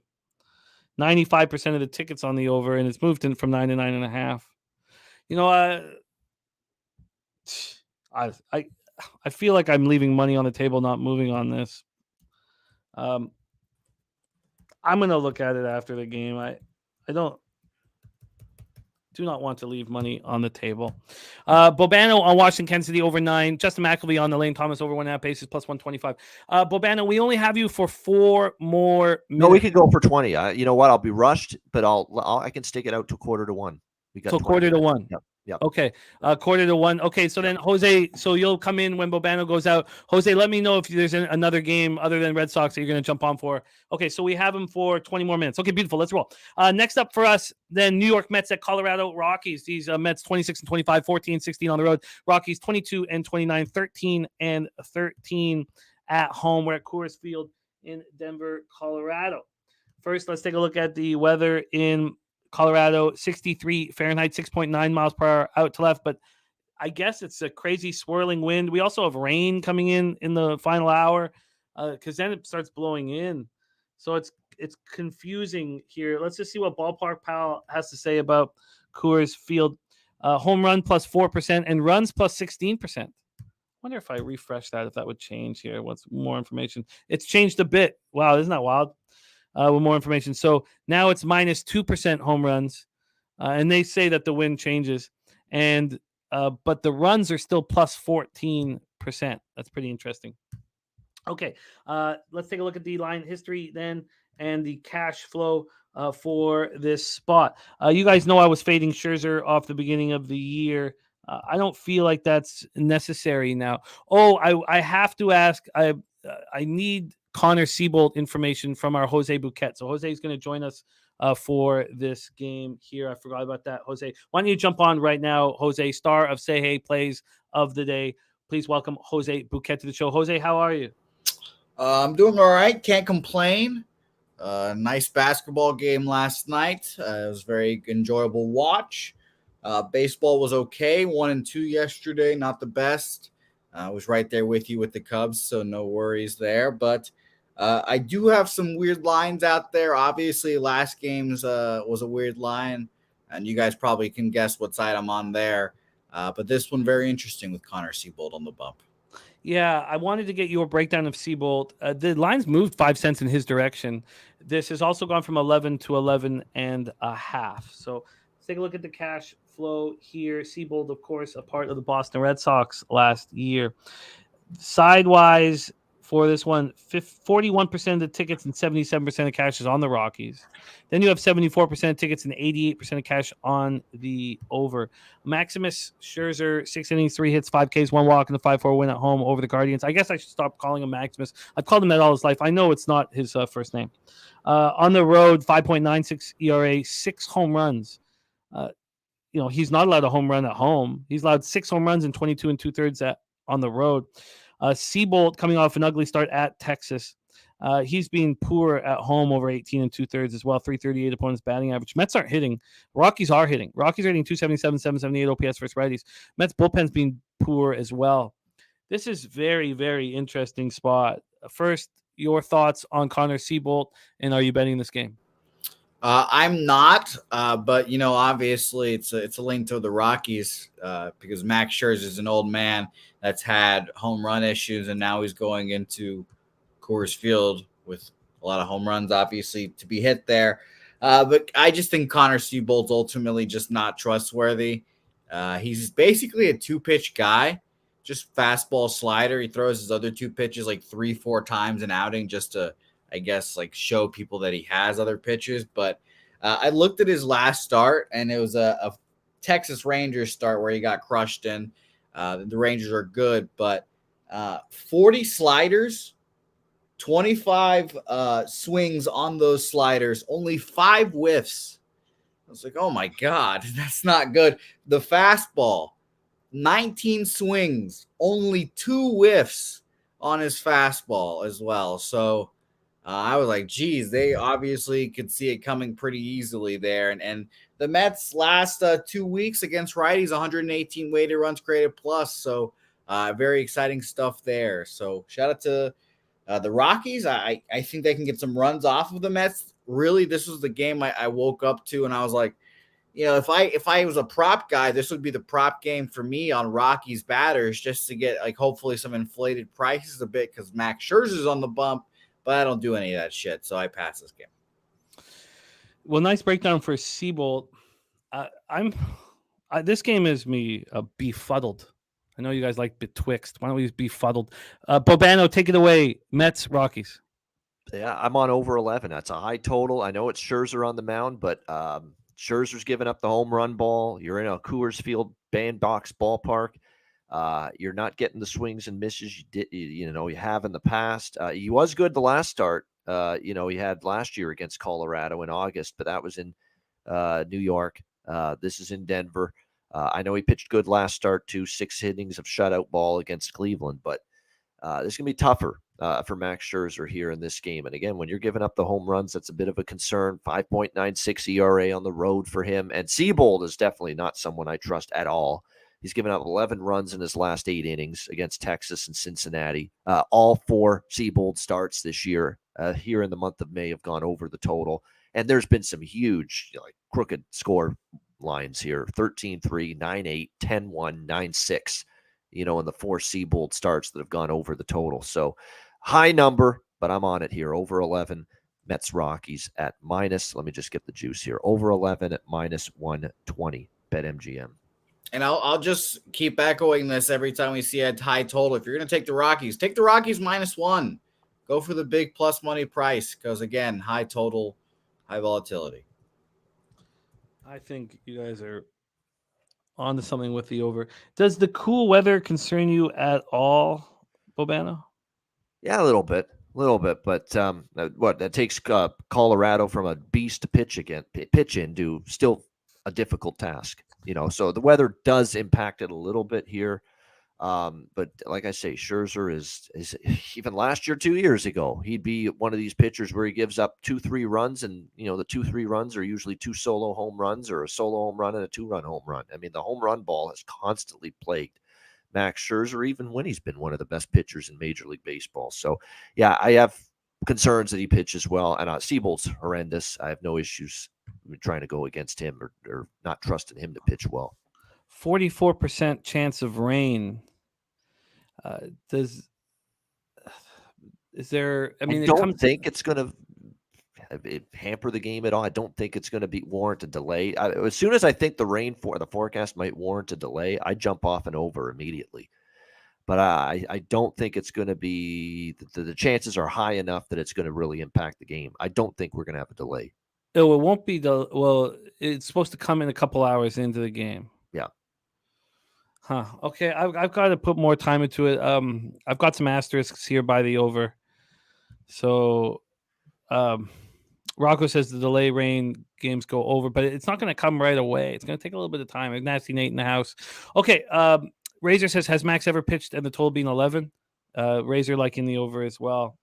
Not Flush looking at the Rockies team total over instead. We had Connor Hurdy Kelly give that here into the chat. I'd like just to see what Pinnacle would be using with that Rockies team total over. Was that a spot that you thought about too, Bobano, or you want Seabold to be involved in the over? Yeah, just the full game over because Seabold, I think, is going to struggle here. Now, the Mets sometimes lineup-wise, they can be tough to trust, but they did smash the Cubs last night, and I had the over in that game as well, but mostly thanks to the Mets that cashed. So I have faith in them here tonight. That Rockies team total over even money at Pinnacle. Huh. Wow. Okay, I'm going to have to... Rockies team total over 4.5 at even money over at Pinnacle. That seems sharp. Okay, I'm going to study it a little more. Great work, all. We have 4 games left, so let's hit the gas pedal here. but it's possible that Bobano won't be here for all of them. You're coming back for the Red Sox game, Jose? Yes. Okay, beautiful. All right, let's move on. 9:38 p.m. Eastern. Miami Marlins 25-26, 11-15 on the road at the Los Angeles Angels. 28-23, 15-10 at home at Angel Stadium in Anaheim, California. Open up with the weather here. 64 Fahrenheit, 10.9 miles per hour out to right center. Goes from 10.9 to 9.4. Let's tie that in with the ballpark pal. It's been kind of a nice combo. Surprisingly, the home run rate's minus 13% and the run rate's minus 11%. I guess because it's a little chilly. It's a little cold. Rocco Rogers, Angels -1. Darren Turner says Mets smashing the Cubs yesterday gives me even more trust on the Rockies. Interesting. Okay. So we have Luzardo going up against Detmers. We have two lefties on the bump. Let's go back to the line history here for this spot. This opened up with the Angels at -136. They're now -137. There's been no move towards them. There was, though. It wasn't initial, but it happened around 9 p.m. last night. And a big move, an 11-cent move. What I'm guessing is that the limits got lifted and someone made a big bet on the Angels. There was an 11-cent move at 9:04 p.m. That's come all the way back. So right now we have a 1-cent move towards the Angels. Let's go over to the total in this spot here. Over here, let's get this total up here. We have this opening up at 8.5, and it is dropping, which surprises me a little. It is dropping. We have it at 8 right now. It's gone from 8.5 to 8, 8.5 to 8. But we have a legit move to the under and no move on the side. We'll pull up the cash flow then for this one. Legit move on the under, no move on the side. 70% of the tickets are on the Angels, but just 52% of the cash. So it feels like there are some bigger bets made on the Marlins. And that is interesting. 64% of the tickets and 75% of the cash is on the under. I wonder if there's a trigger that needs to be pulled here. Luzardo coming off a bad road start, and it's following up with another road start. I wish he was coming home, but it's another road start. 3.19 opponent's batting average on the road, 5.91 ERA. Yeah, I'd like to back a pitcher after a bad start, but I prefer if he goes home. Luzardo 3.83 ERA, 1.37 WHIP. He started off the year looking dynamite. Now he looks a little questionable. Reed Detmers, on the other hand, usually very good at home. He has 30 strikeouts in 20 and a third innings at home, but a 5.31 ERA and a 2.63 opponent's batting average. 53 Ks and 40 and 2/3 overall, 4.87 ERA, 1.43 WHIP. We've seen him dial it up at home. Let's see what Wine Time knows this team inside and out. He's on the Angels at -140. So the Angels are playing good ball right now, and Detmers is due for a big start. Says he endorses the under as well, but he didn't bet it. Marlins versus lefties, we talked about it. They're smashing them, 275, 800. Angels are smashing lefties too, 277, 772. Marlins bullpen's been looking a little better, 3.73 ERA, 1.46 WHIP in May. Angels bullpen is slipping, 4.17 ERA, 1.30 WHIP. Take it away for us here, Bobano. Interesting one on the West Coast, Marlins Angels. Yeah, I'm tempted by the over, quite honestly, now that it's slipped to 8. With the lefty proficiency of both of these lineups. And Luzardo has a 5.91 ERA on the road, which isn't good. I don't trust Luzardo. I like Luzardo. I think Luzardo's had some bright moments, but on the road, he's had a tough time. Detmers hasn't pitched great at home. I mean, Luzardo 3-1 to the over in his road starts, and Detmers 3-1 to the over in his home starts. I mean, definitely things point to the over to me, but the thing is, Miami's coming from Denver. That can be a tricky travel spot, and sometimes teams just fall flat. I kind of lean Angels as well, but I don't love the price enough. I mean, I lost a couple going against the Angels in that Boston series. A couple of those games did not go the way I thought. Boston couldn't hit that Angel pitching in a few of those games, which was shocking to me. It couldn't hit Anderson. They couldn't hit Griffin Canning, who's been awful this year. So give them credit, but Boston just terrible offensively in that series. And the Angels are playing good. They've had a nice homestand. They just dismantled Boston. They're better than Miami, I think. So I lean Angels. I lean over. Neither one official. Unfortunately, I'm not going to be able to move on the Angels. I think it makes a ton of sense, but some bigger bets placed on the Marlins is enough to keep me off. If this is an easy, comfortable Angels win, I'll be pretty upset, but I'm going to let the bigger bets kind of dictate that. But I agree with this Marlins leaving Colorado. leaving their sticks at home, and this move to the under probably makes sense. But now it's gone from 8.5 to 8. I'm going to stay off of it. So I find if you bet an under the day after a road team plays in Colorado and goes elsewhere, I think the under is probably a winning bet, profitable bet.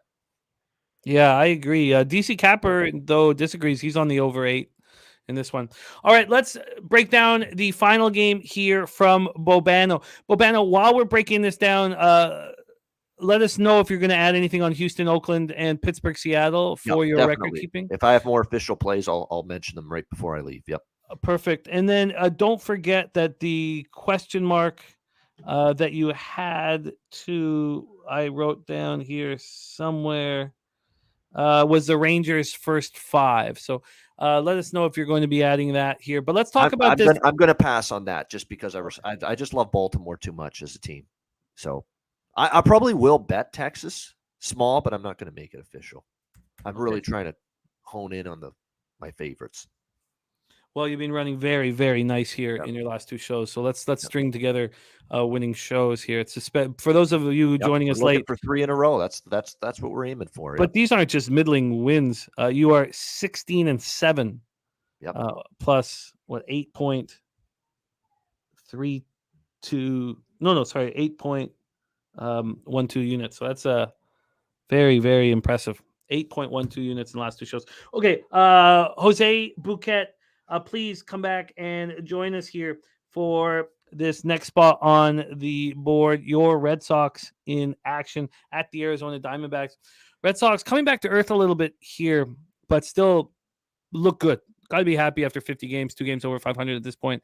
I know you probably wanted more if we asked you 2 weeks ago, but 11-13 on the road. Diamondbacks 29-21, 14-10 at home. Chase Field roof closed. Chris Sale going up against Brandon Pfaadt. So I'll tell you guys, I was trying to get in on the under and staring at it. Market moved to the over. I was also wanting to get in on Chris Sale, and the market moved away from that. So I was trying last night to get involved in this baseball game and was unable to, just due to the early market moves. Let's talk about we know that we don't need to worry about weather. Excuse me. Okay, let's go to the line history here quickly for this spot. First off, cash-wise, the move towards the Diamondbacks threw me for a bit of a loop with the way Sale's been pitching. We have the Diamondbacks opening up at plus 129. They're now plus 123. So a small move, but a move towards the Arizona Diamondbacks. And I know Pfaadt's their number 1 prospect, but he's not looked good. Total-wise, you see 8.5s everywhere. Well, not at Pinnacle. Pinnacle moved this to 9 at 11:53 a.m. They're leading the way towards the over, but the other books haven't. If anybody's on that over right now, I'm so thankful I'm on the didn't bet the under, but when Sale makes a move like that, and it works with your X's and O's, I say bet immediately. Chris Sale 4-2, 5.01 ERA. 1.17 whip, 62 Ks and 15 1/3. Last start, 4-2 win at the Padres. Looked great. 7 innings, 8 Ks, 1 walk, 2 earned runs. There were solo shots. On the road, he's been an issue, but he's clearly finding himself right now. But 280 opponents batting average, 6 ERA in 27 innings. Pfaadt has not looked good. He looked better in that 4-3 win at Pittsburgh. 5 1/3, 3 earned runs, 3 Ks, 2 walks. But he has a 7.65 ERA and a 1.55 whip. Red Sox are still hitting righties hard. 261. Well, not hard, but 261 should have a higher slugging than 733. But for the Diamondbacks, OPS 733. For the Diamondbacks, 267, 772 OPS first lefties in May. Both bullpens have been struggling in May. Jose Bouquet, say hey play of the day possible here. We'll find out right now. Red Sox Diamondbacks. Unfortunately, I'm in the same boat you are, Jim. I like Chris Sale. I would like to back Chris Sale, but the line movement and all that stuff kind of worries me. You mentioned the bigger bets on the Diamondbacks. That K prop also kind of scares me. I don't know why it's so low. Like he's gotten it was like 10, 9, 8 last 3 starts with those strikeouts. So it's concerning, I guess. The Red Sox offense, I'm a little worried as well that they're in that like West Coast mixer right now. You know, you go on the West Coast, you lose a couple of games in a row, the offense isn't working, you're on the road the whole time. and you're just kind of stuck out there. So this is the last series of it. I'm a little worried. I passed this game, but I was in the same boat you were. I wanted Chris Sale here. I wanted to back the Sox first 5 full game. I'll say this though. I think Brandon Pfaadt has settled in a little bit. First 2 starts were shit. Can kind of understand that's the first 2 starts coming up in the majors. You kick out Madison Bumgarner for this guy, expectations, et cetera, et cetera. And the Diamondbacks trust him. The Diamondbacks are not a squad, not a team that's willy-nilly with their money. So they kicked out Madison when they owed him money still. 3 earned runs last time out against the Pirates. They got the win. 5 innings, 1 hit, 1 earned run against the Giants, a team that hits righties pretty well as well full season. So I passed this game, and honestly, I lean towards the Diamondbacks, unfortunately. Yeah, this is it's too bad, but good thing that I didn't move and take it away, Bobano. Unfortunately, the final game we get to cap with you, but love these Fridays with you. Take it away, Red Sox, Diamondbacks. That's okay, actually, because the last 2 games you're going to talk about, I have no official plays on them. So this is going to be the last official play, and I'm on that over here, believe it or not, with Boston and Arizona. You got Arizona in their better split. They are hitting better against lefties. Now, look, Chris Sale has found elite form, or very good form at the very least, in his last 3 starts, no question. But Arizona does have good numbers against lefty pitching. I do think they can do a little bit of damage here, just a little bit. And the Boston bullpen was worked hard in that series against the Angels. None of their starters gave them a good start for the most part, and it struggled to give them length. So I think Arizona could probably knock that Boston bullpen around a little bit as well. And on the flip side, Pfaadt, I know, a guy that they think highly of, pitched well in Reno in the minors before coming up to Arizona. But right now he is having a tough time adjusting to the big leagues. Boston's crushing right-handed pitching. Not so much against the Angels series. That disappointed me a little bit in that series. I mean, I don't know how Canning shut them down. I'm still shaking my head over how that happened. But nevertheless, they have overall last 10 games hit righties well. Total's only 8.5 here. And then you see, as you mentioned, starting to move to 9 at some books. And I agree with that move. So for me, over 8.5, we're going to go with minus 120 at BetMGM. You got it. Let's do a quick review of Bobano's. The last 2 games, I wanted to bet Houston. It's just too much.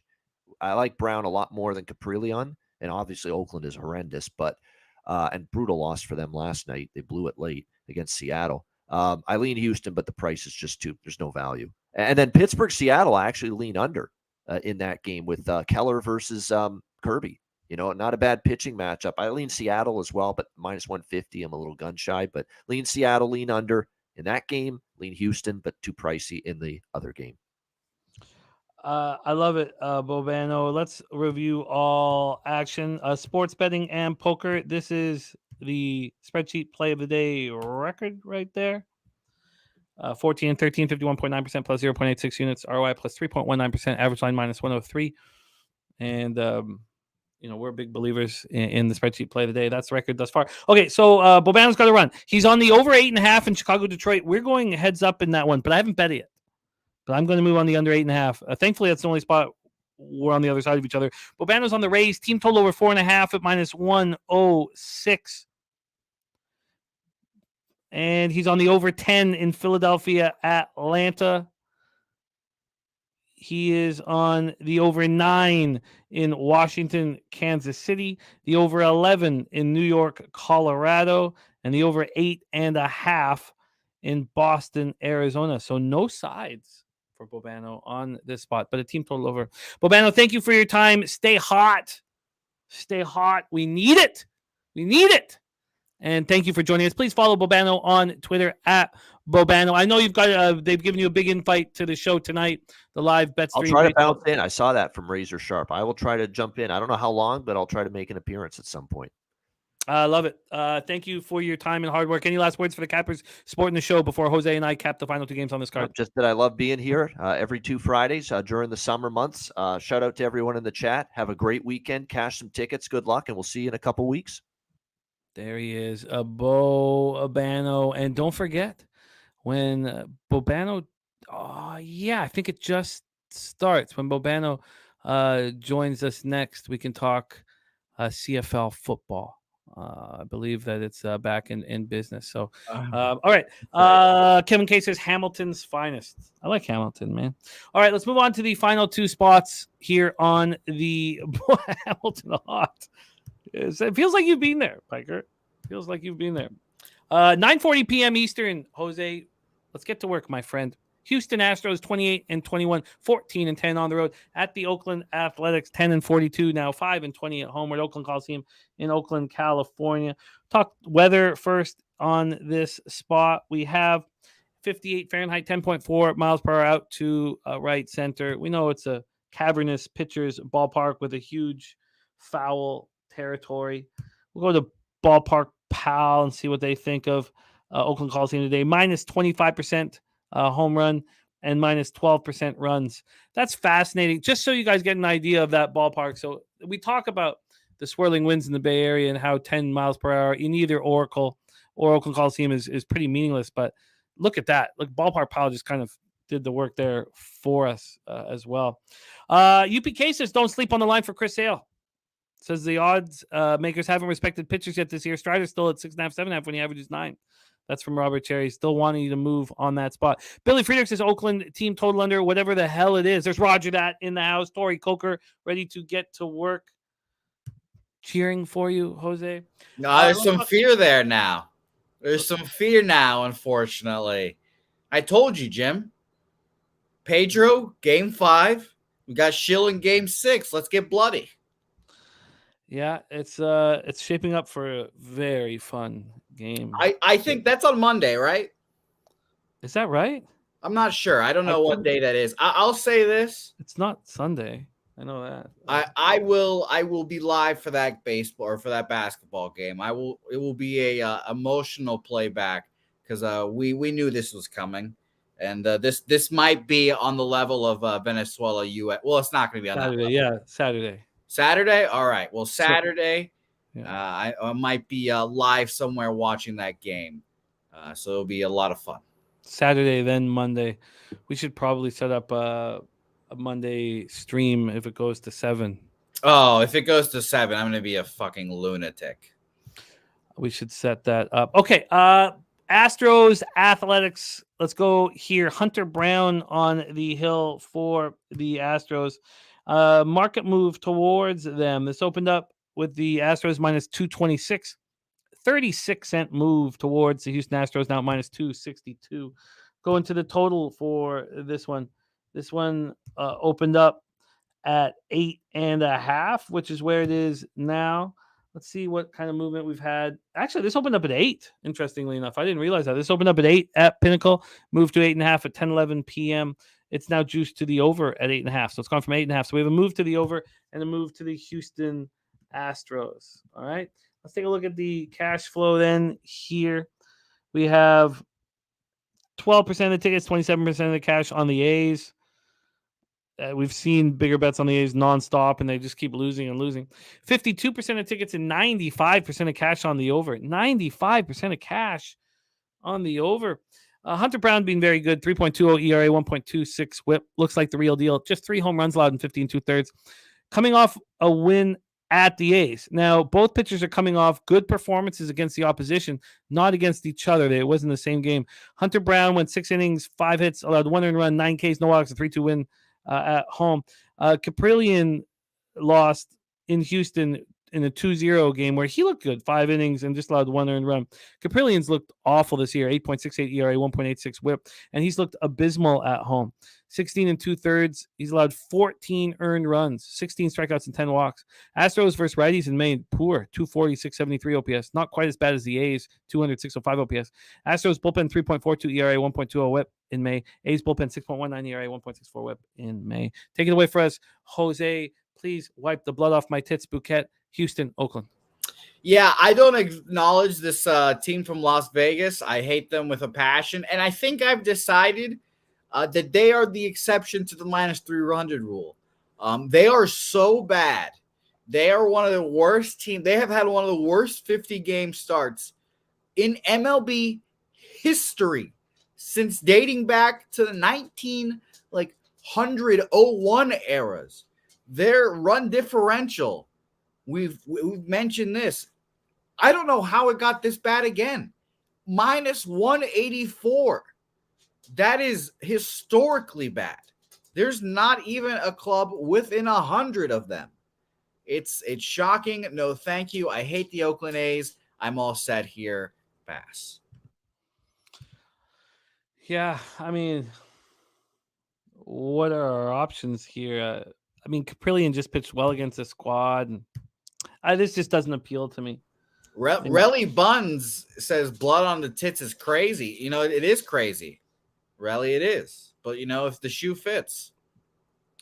Minus 150 for the run line for me. I mean, it's just it's sickening.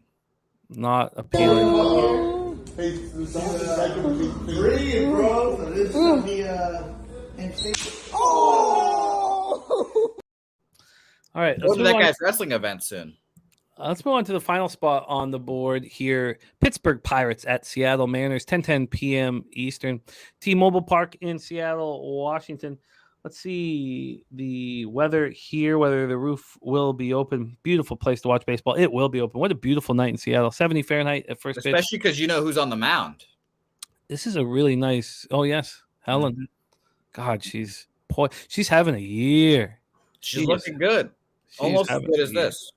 Oh, God. Please. We got to erase that one. That one's got to go. 7.5 miles per hour in left to right at first, but then in completely from 7.5 to 6.3 miles per hour. Let's see how they rate this here at T-Mobile. Minus 4% home run rate, minus 18% run rate. Yeah, not pleased. Who made that? I don't remember who made it. It wasn't me, though. Shout out to whoever made that. We love and appreciate that. What's worse, Jimmy? This one? Or let's bring this one back. That one is much worse. This one is much, much worse. That's the worst I've ever seen. I don't ever want to see that on screen again. Mitch Keller going up against George Kirby. Let's stay focused. Mitch Keller's been spectacular this year. 2.44 ERA, 0.97 whip, 77 Ks and 62 2/3. He's put it all together. 6 innings in his last start, 4-3 win at home over Arizona. Allowed 2 earned runs, 8 Ks, no walks. Spectacular. On the road, he's been really strong. Really strong. 29 2/3, 2.73 ERA. He's allowed 2 home runs in 29 2/3, 39 strikeouts, 9 walks, 219 opponents batting average. George Kirby, on the other hand, has been excellent as well. I mean, we have these 2 pitchers. Kirby, 2.62 ERA, 1.01 whip. He's allowed 3 home runs in 58 1/3. He has 47 strikeouts and 5 walks this year. At home, he has 22 strikeouts and 1 walk. He's allowed 1 solitary homer in 23 2/3 at home. He's been awesome. Pirates versus righties, 204, 572 in May. Abysmal. Mariners versus righties, 247, 18. Pirates bullpen has been poor. Mariners bullpen has been excellent. So pretty fascinating situation here. Let's go over the line history and the cash flow and then hand it over to Jose for our final spot on today's board. We have the Mariners opening up at minus 152. They're now minus 148. A 3-cent move towards the Pittsburgh Pirates. And look, I'm really interested in the Pittsburgh Pirates here. This was one game I almost bet, but I thought, let's talk it out instead. Here, this total opened up extremely low and looked like we could go down to 6.5. It never did go to 6.5. In fact, the first move was actually up to 7.5. That happened within 12 minutes of it opening, and that's the reason why I didn't bet it. Just because I was like, okay, so somebody immediately saw that this is vulnerable at 7. Now it's still there at 7. Great to see you, Jacqueline. Thank you for joining us. Let's take a look at the cash flow here for our final game on the board. Here we go. This Pirates Mariners spot. 39% of the tickets and 70% of the cash on the Pirates. Look, there's no doubt in my mind the Pirates are live. 76% of tickets and 94% of cash on the under. It's a lot of money on the under for the line not to be moving. I mean, this is, I guess you'd have to take, I don't know, maybe I just leave this off. This to me is Pirates or no bet. Take it away, Jose, our final game on the board. T-Mobile Park, Seattle, Washington, Pirates, Mariners. Yeah, I think the Pirates are absolutely capable, but I lean towards the Mariners, honestly. This feels like a first 5 under. Then when Mitch Keller comes out, you live bet the Mariners because the bullpen for the Pirates, when you get to Bednard, it's great, but getting there is the trouble. And I don't trust them at all. George Kirby still, by the way, leader in location plus for the season. So minimum 50 innings pitched, still the best at locating his pitches in baseball. And you guys heard it. Well, that's why probably he has a fucking 1 home run allowed this whole year. Seattle's bullpen in the last 2 weeks, 13th, 389 weighted runs created plus, but a 270 FIP. So maybe some unluck there. Still believe in Seattle's bullpen, and the Pirates bullpen 19th, 4.45 ERA, a 356 FIP there. Again, I had to pass this game because your Mariners are 13th this month, or I should say the last 2 weeks. 13th, 111 weighted runs created plus against righties. I love Mitch Keller. I love Helen. And shout out to the Spin Doc, who I thought was crazy. We were talking about Mitch Keller, and this was before his complete game. Dropped a casual Garrett Cole comparison to him. And I was like, oh, wow, okay. He's like, yeah, this kind of feels like a young Garrett Cole in Pittsburgh. I was like, oh, that's weird. And go out there, and he's been dominating since. So shout out to the Doc for that one. I've not bet on him, and I've still kind of got my guard up. It's kind of like that abusive relationship you've been in several times. You don't know if that guy's going to hit you again. And Mitch Keller feels like he's going to punch me right in the eye. Yeah, I don't know if I need to move on the Pirates here. That's the only way I'm looking, certainly. Nutflush says, got busy, but just heads up, Kapler and Wood beefing. If there's a day Wood gives 100%, it would be today. He's pissed about being yanked early. He should have a chip on his shoulder. Nutflush, I'm first 5 in full game under. But I love that as well. I guess I got to let this go. Give me a free bet. I'd take the Pirates first 5. But I don't really want to test Kirby. And now we just got at a move to the under. We finally had a move to the under about 25 minutes ago, a 6-cent move to it. But the fact that it initially went to the over, maybe it has more to do with the vulnerability of the Pirates bullpen. So then, but if this had moved, if there was like 6.5 at some books, I would take I would bet a juiced under 3.5 if it had moved to 6.5, or if it looked like it was moving that direction. The under 3.5 is at plus money. This is just not quite enough for me, and it's too bad because I want. Yeah, I'd lean over in this game. You do? Okay. All right, let's review all action. Jose, stay with me here as we put a bow on the show and the week. First off, I'm on the first 5 under 3.5 at minus 120. Wow, in today is Cincinnati, Friday. Chicago. Ron Crawford, MLB spreadsheet play today. Cubs minus a half. First 5 at minus 105. Then Bobano and I are heads up. Now, I haven't bet this yet. Why don't we just take one last look at it now on this total in Chicago, Detroit. Here, we had any movement in the last hour or so? Yes, a 2-cent. Actually, there was a 1-cent move. Wow. To the under, and then 2-cent move to the over. What? Well, breaking news. Shout out to Billy for bringing this out. Let's bring it out again.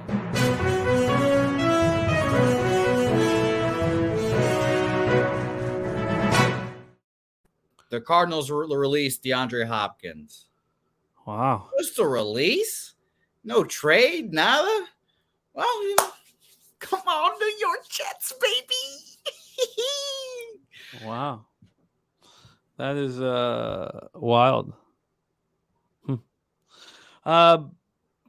D. Jenkins says thoughts on game 6. What sport do you want Basketball. to?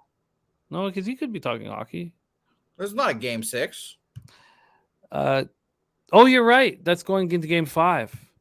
Thoughts on game 6 is if I had Heat futures, I would be extremely concerned. Extremely concerned. Because the Heat have played without pressure this whole run. And now all of a sudden, they have all the pressure. If the Celtics lose in game 6, look, they were down 3-0. No team's ever come back, and they put a dent into it. The pressure's all on the Heat. Yep. And it's a tough this spot where, I mean, we know that Bam and Jimmy are going to step up, but Yeah, you we know lose. those other fuckers aren't going to step up. They feel it. No, it's possible that they step up, but we didn't have Vincent in Game 5, and I wouldn't trust Lowry. Lowry looks hurt, so who What steps happened up? to Caleb Martin too? He got hurt at the end of that game as well. I don't remember. I don't know if he came back in, but so. The Heat, and yeah. I saw the line just now. I was shocked to see a 2.5 for the Celtics. I mean, I thought maybe the Heat would be favored. I don't know, but yeah. I didn't think the Heat would be favored. Abel A says the Heat will win tomorrow. I don't know if they will. In fact, I kind of would like them a little more in Game 7 in Boston when the pressure will actually flip. At that point, then Boston has to come back and win Game 7. They'll be the first team to do it. All of a sudden, the pressure will be right back on their shoulders. So that would be the script that I would write for the series. I'd like to think about this a little more, but I expect to bet the Celtics in Game 6 and then come back with the Heat in Game 7. I don't think the Heat stand a chance in Game 7. I think if it goes to 7, I think they know they've blown it, and I think that this is their Game 7, and it has to be tonight. And the Celtics atmosphere for the last game was the best atmosphere all playoffs. This will be a city that will have the 3 greatest comebacks in the 3 major sports. That's a lot of pressure for a team that's 500 at home in the playoffs over the last 2 years. I don't think so. I don't think there'll be a lot of pressure. I think it'll be home cooking still. Yeah, I vehemently disagree. I think it was a lot of pressure in Game 4 when they were backs against the wall, about to be called a bunch of fucking yahoos. Shout out to your dad. It's a great series. It's a great series, but Miami's a worthy opponent.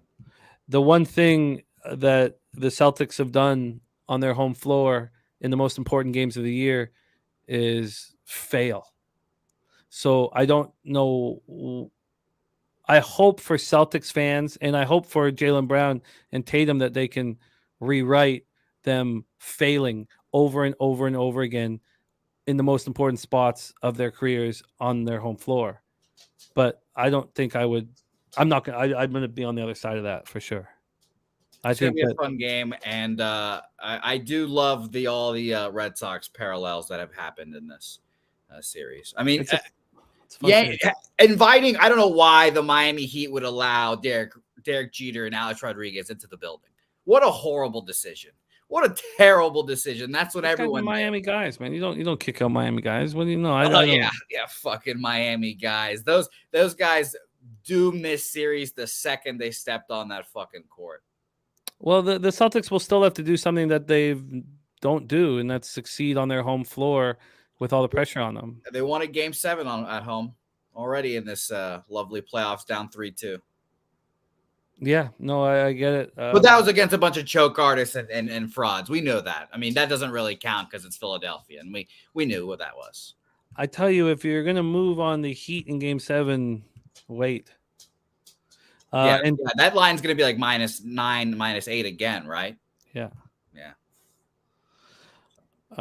DC Capper looking at Miami +3 tomorrow night. Okay, let's roll on here. So going to be heads up against Bobano in the White Sox-Tigers game. The Rays team total over 4.5 for Bobano. Padres, Yankees, we both stayed off. We all stayed off. Rob Free gave us a play today in college baseball. I'm going to throw it. I don't know if it's started yet. I don't know, but I'm going to pop this into the chat right now. That's from Rob Free. Rob Free, great capper. Rangers, Orioles, we stayed off. I doubled up last night on St. Louis, Cleveland. I got that first 5 under 4 at +105. That's -115 as of 2 hours ago. And I have the full game under 8. That's moved to 7.5. I'm excited about that. Bobano's on the over 10 at -108 in Philadelphia, Atlanta. I wonder. There's a couple spots where I wonder if I'm leaving money on the table. That really isn't one of them. I doubled up on first 5 and full game unders, and I got bad numbers. I got bad lines on San Francisco, Milwaukee. I felt forced to do it after the success of the Yankees, Orioles under yesterday. I'm on the under 8 at -115 in Toronto, Minnesota. That's the third spot that I bet last night. Then Fat Wally came in and gave us NASCAR Coca-Cola 600. He gave us his action here, NASCAR action. I'm going to pop this in the chat for you guys. This is from our guy, Fat Wally. It's right there. Then this is one I wonder if I'm leaving money on the table on Corbin Lyles over. I'll tell you this, Jimmy. I'm on a triple up on your Kansas City Royals tonight. First 5 full game, first 5 team total over 2.5. That was a fishy line to start off this morning. I am concerned that it has moved all the way towards the Nationals. I am a little worried about that. But I just thought it was shocking that they would give Jordan Lyles the favorite nod as a guy that has literally not won a start this whole year. His team has not won a start that he's gone up in this whole year. They've lost them all. And I thought that was shocking. Now, again, the live movement is concerning, but I think I'm going to be on a triple up there. But it's late. It's late line movement from the public. And it's what I was thinking too, everyone sees like, oh my God, he's 0-8. He's been terrible, but the Royals are good against lefties. And so it's going to be a fun game. You're not on the over in it though. No. I would expect it to be an over type game, but I think Jordan Lyles has a pretty good start today. Bobano's on the over 11 in New York, Colorado. I wonder if I left money on the table on that spot.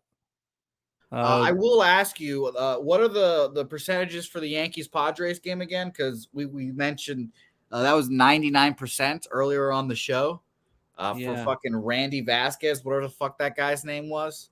It's like, all right. Am I gonna be on the other side with the Padres?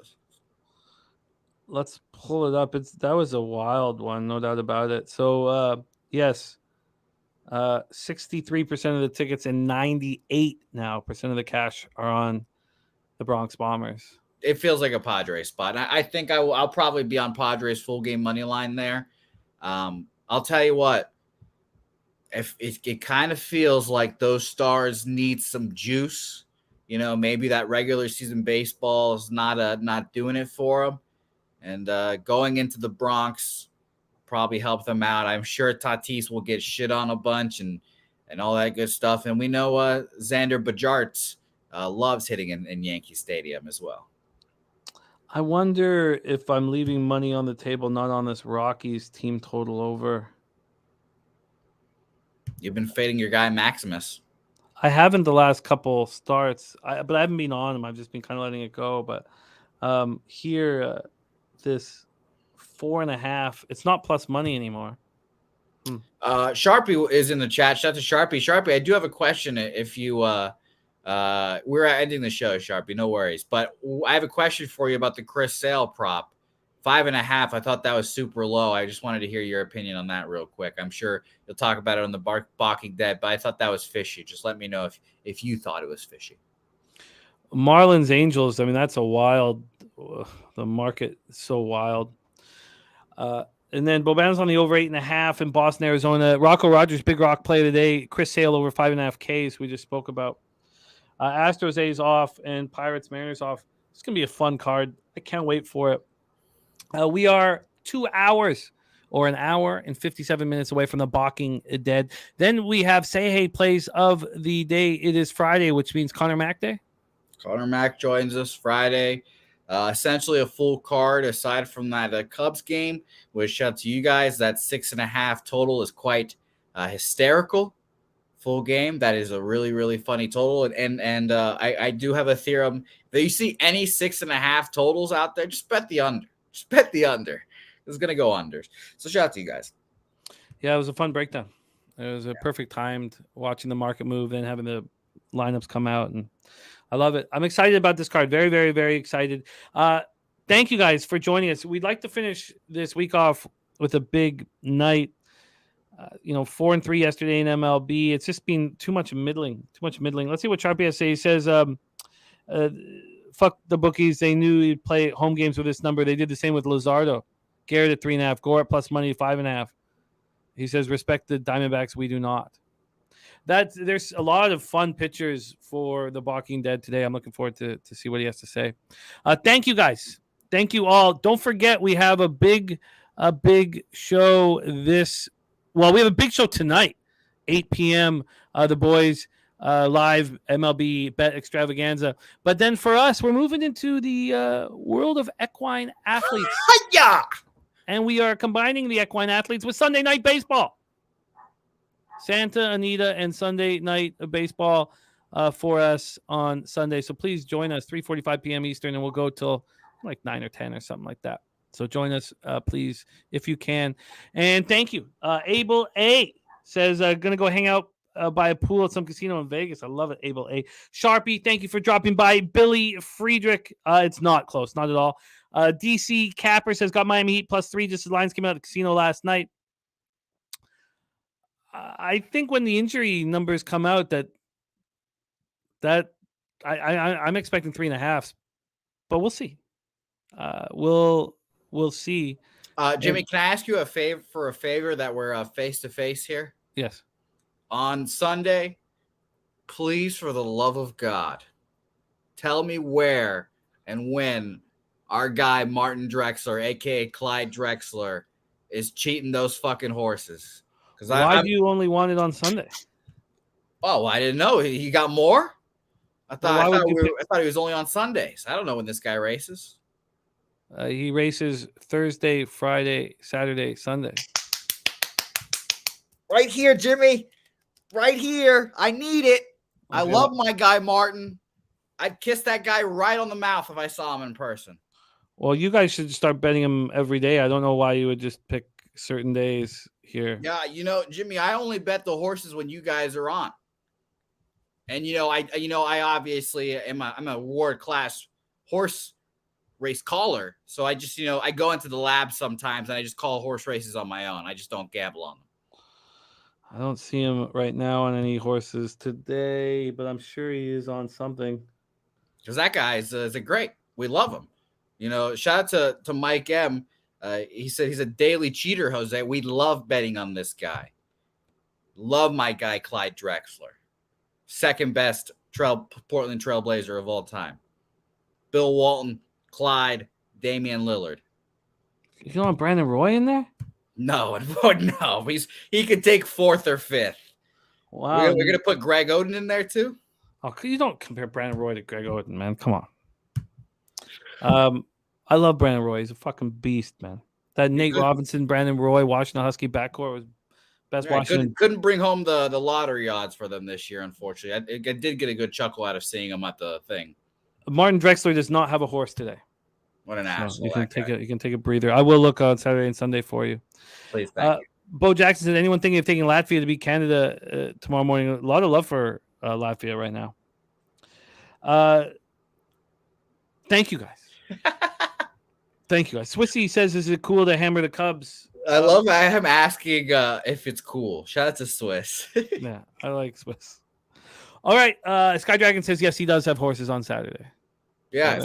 DG, you text me too, because there's nothing I love more than betting on Clyde Drexler's horses. DG, please join us on Sunday, and I hope a lot of you guys get running in the second race on on Saturday, right? Not on Friday. And DG, join the horse stream one time. Jump on camera. Oh, shit, I missed it. He has a horse in the next race in 21 minutes. Well, I'm betting it right now. Where are we at? I don't know how I missed it. I got it good. Morning line 7-2, now at 5-1. 4-year-old filly. Where at? At Woodbine. Woodbine, okay. Okay, I think I might get involved. Yeah, okay. Come on. Here we go. Thank you, DG. I'm sorry I missed that. Woodbine. Okay, I'm gonna bet this race, and I got it good. Oh, fuck yeah, let's go. Thank you guys for supporting us. Let's finish the week strongly. I love this baseball card. Please, we have big shows. Balking Dead at 3:10. Then, of course, Say Hey Plays of the Day with Jose and C-Mac at 5 p.m. Then our live stream, 8 p.m. tonight. Then please join me on Sunday night. It would mean a lot. Please join me. I want to see if we bring in some horse racing, see what numbers are, and we'll decide whether we keep it or not. Real Deal Prime, Abel A, Sky Dragon, Bo Jackson, Mike M, Swiss Horton, Von Polo, Billy Friedrich, Tori Coker, Paul Angel, Christopher Comentini, Nunya, Saturated, Danielson, Nut Flush Allen, UPK Ayash, Thank you. DZ Capper, Andrew G, Sharpie, Bankroll Spence. Thank you guys. Means a ton. Now let's go out there and get that fucking money. Get that fucking money. Get that fucking money. Get this fucking money. Thank you, Jose, for all your hard work, my friend. Leche, Los Bookmakers. Let's go, Mark.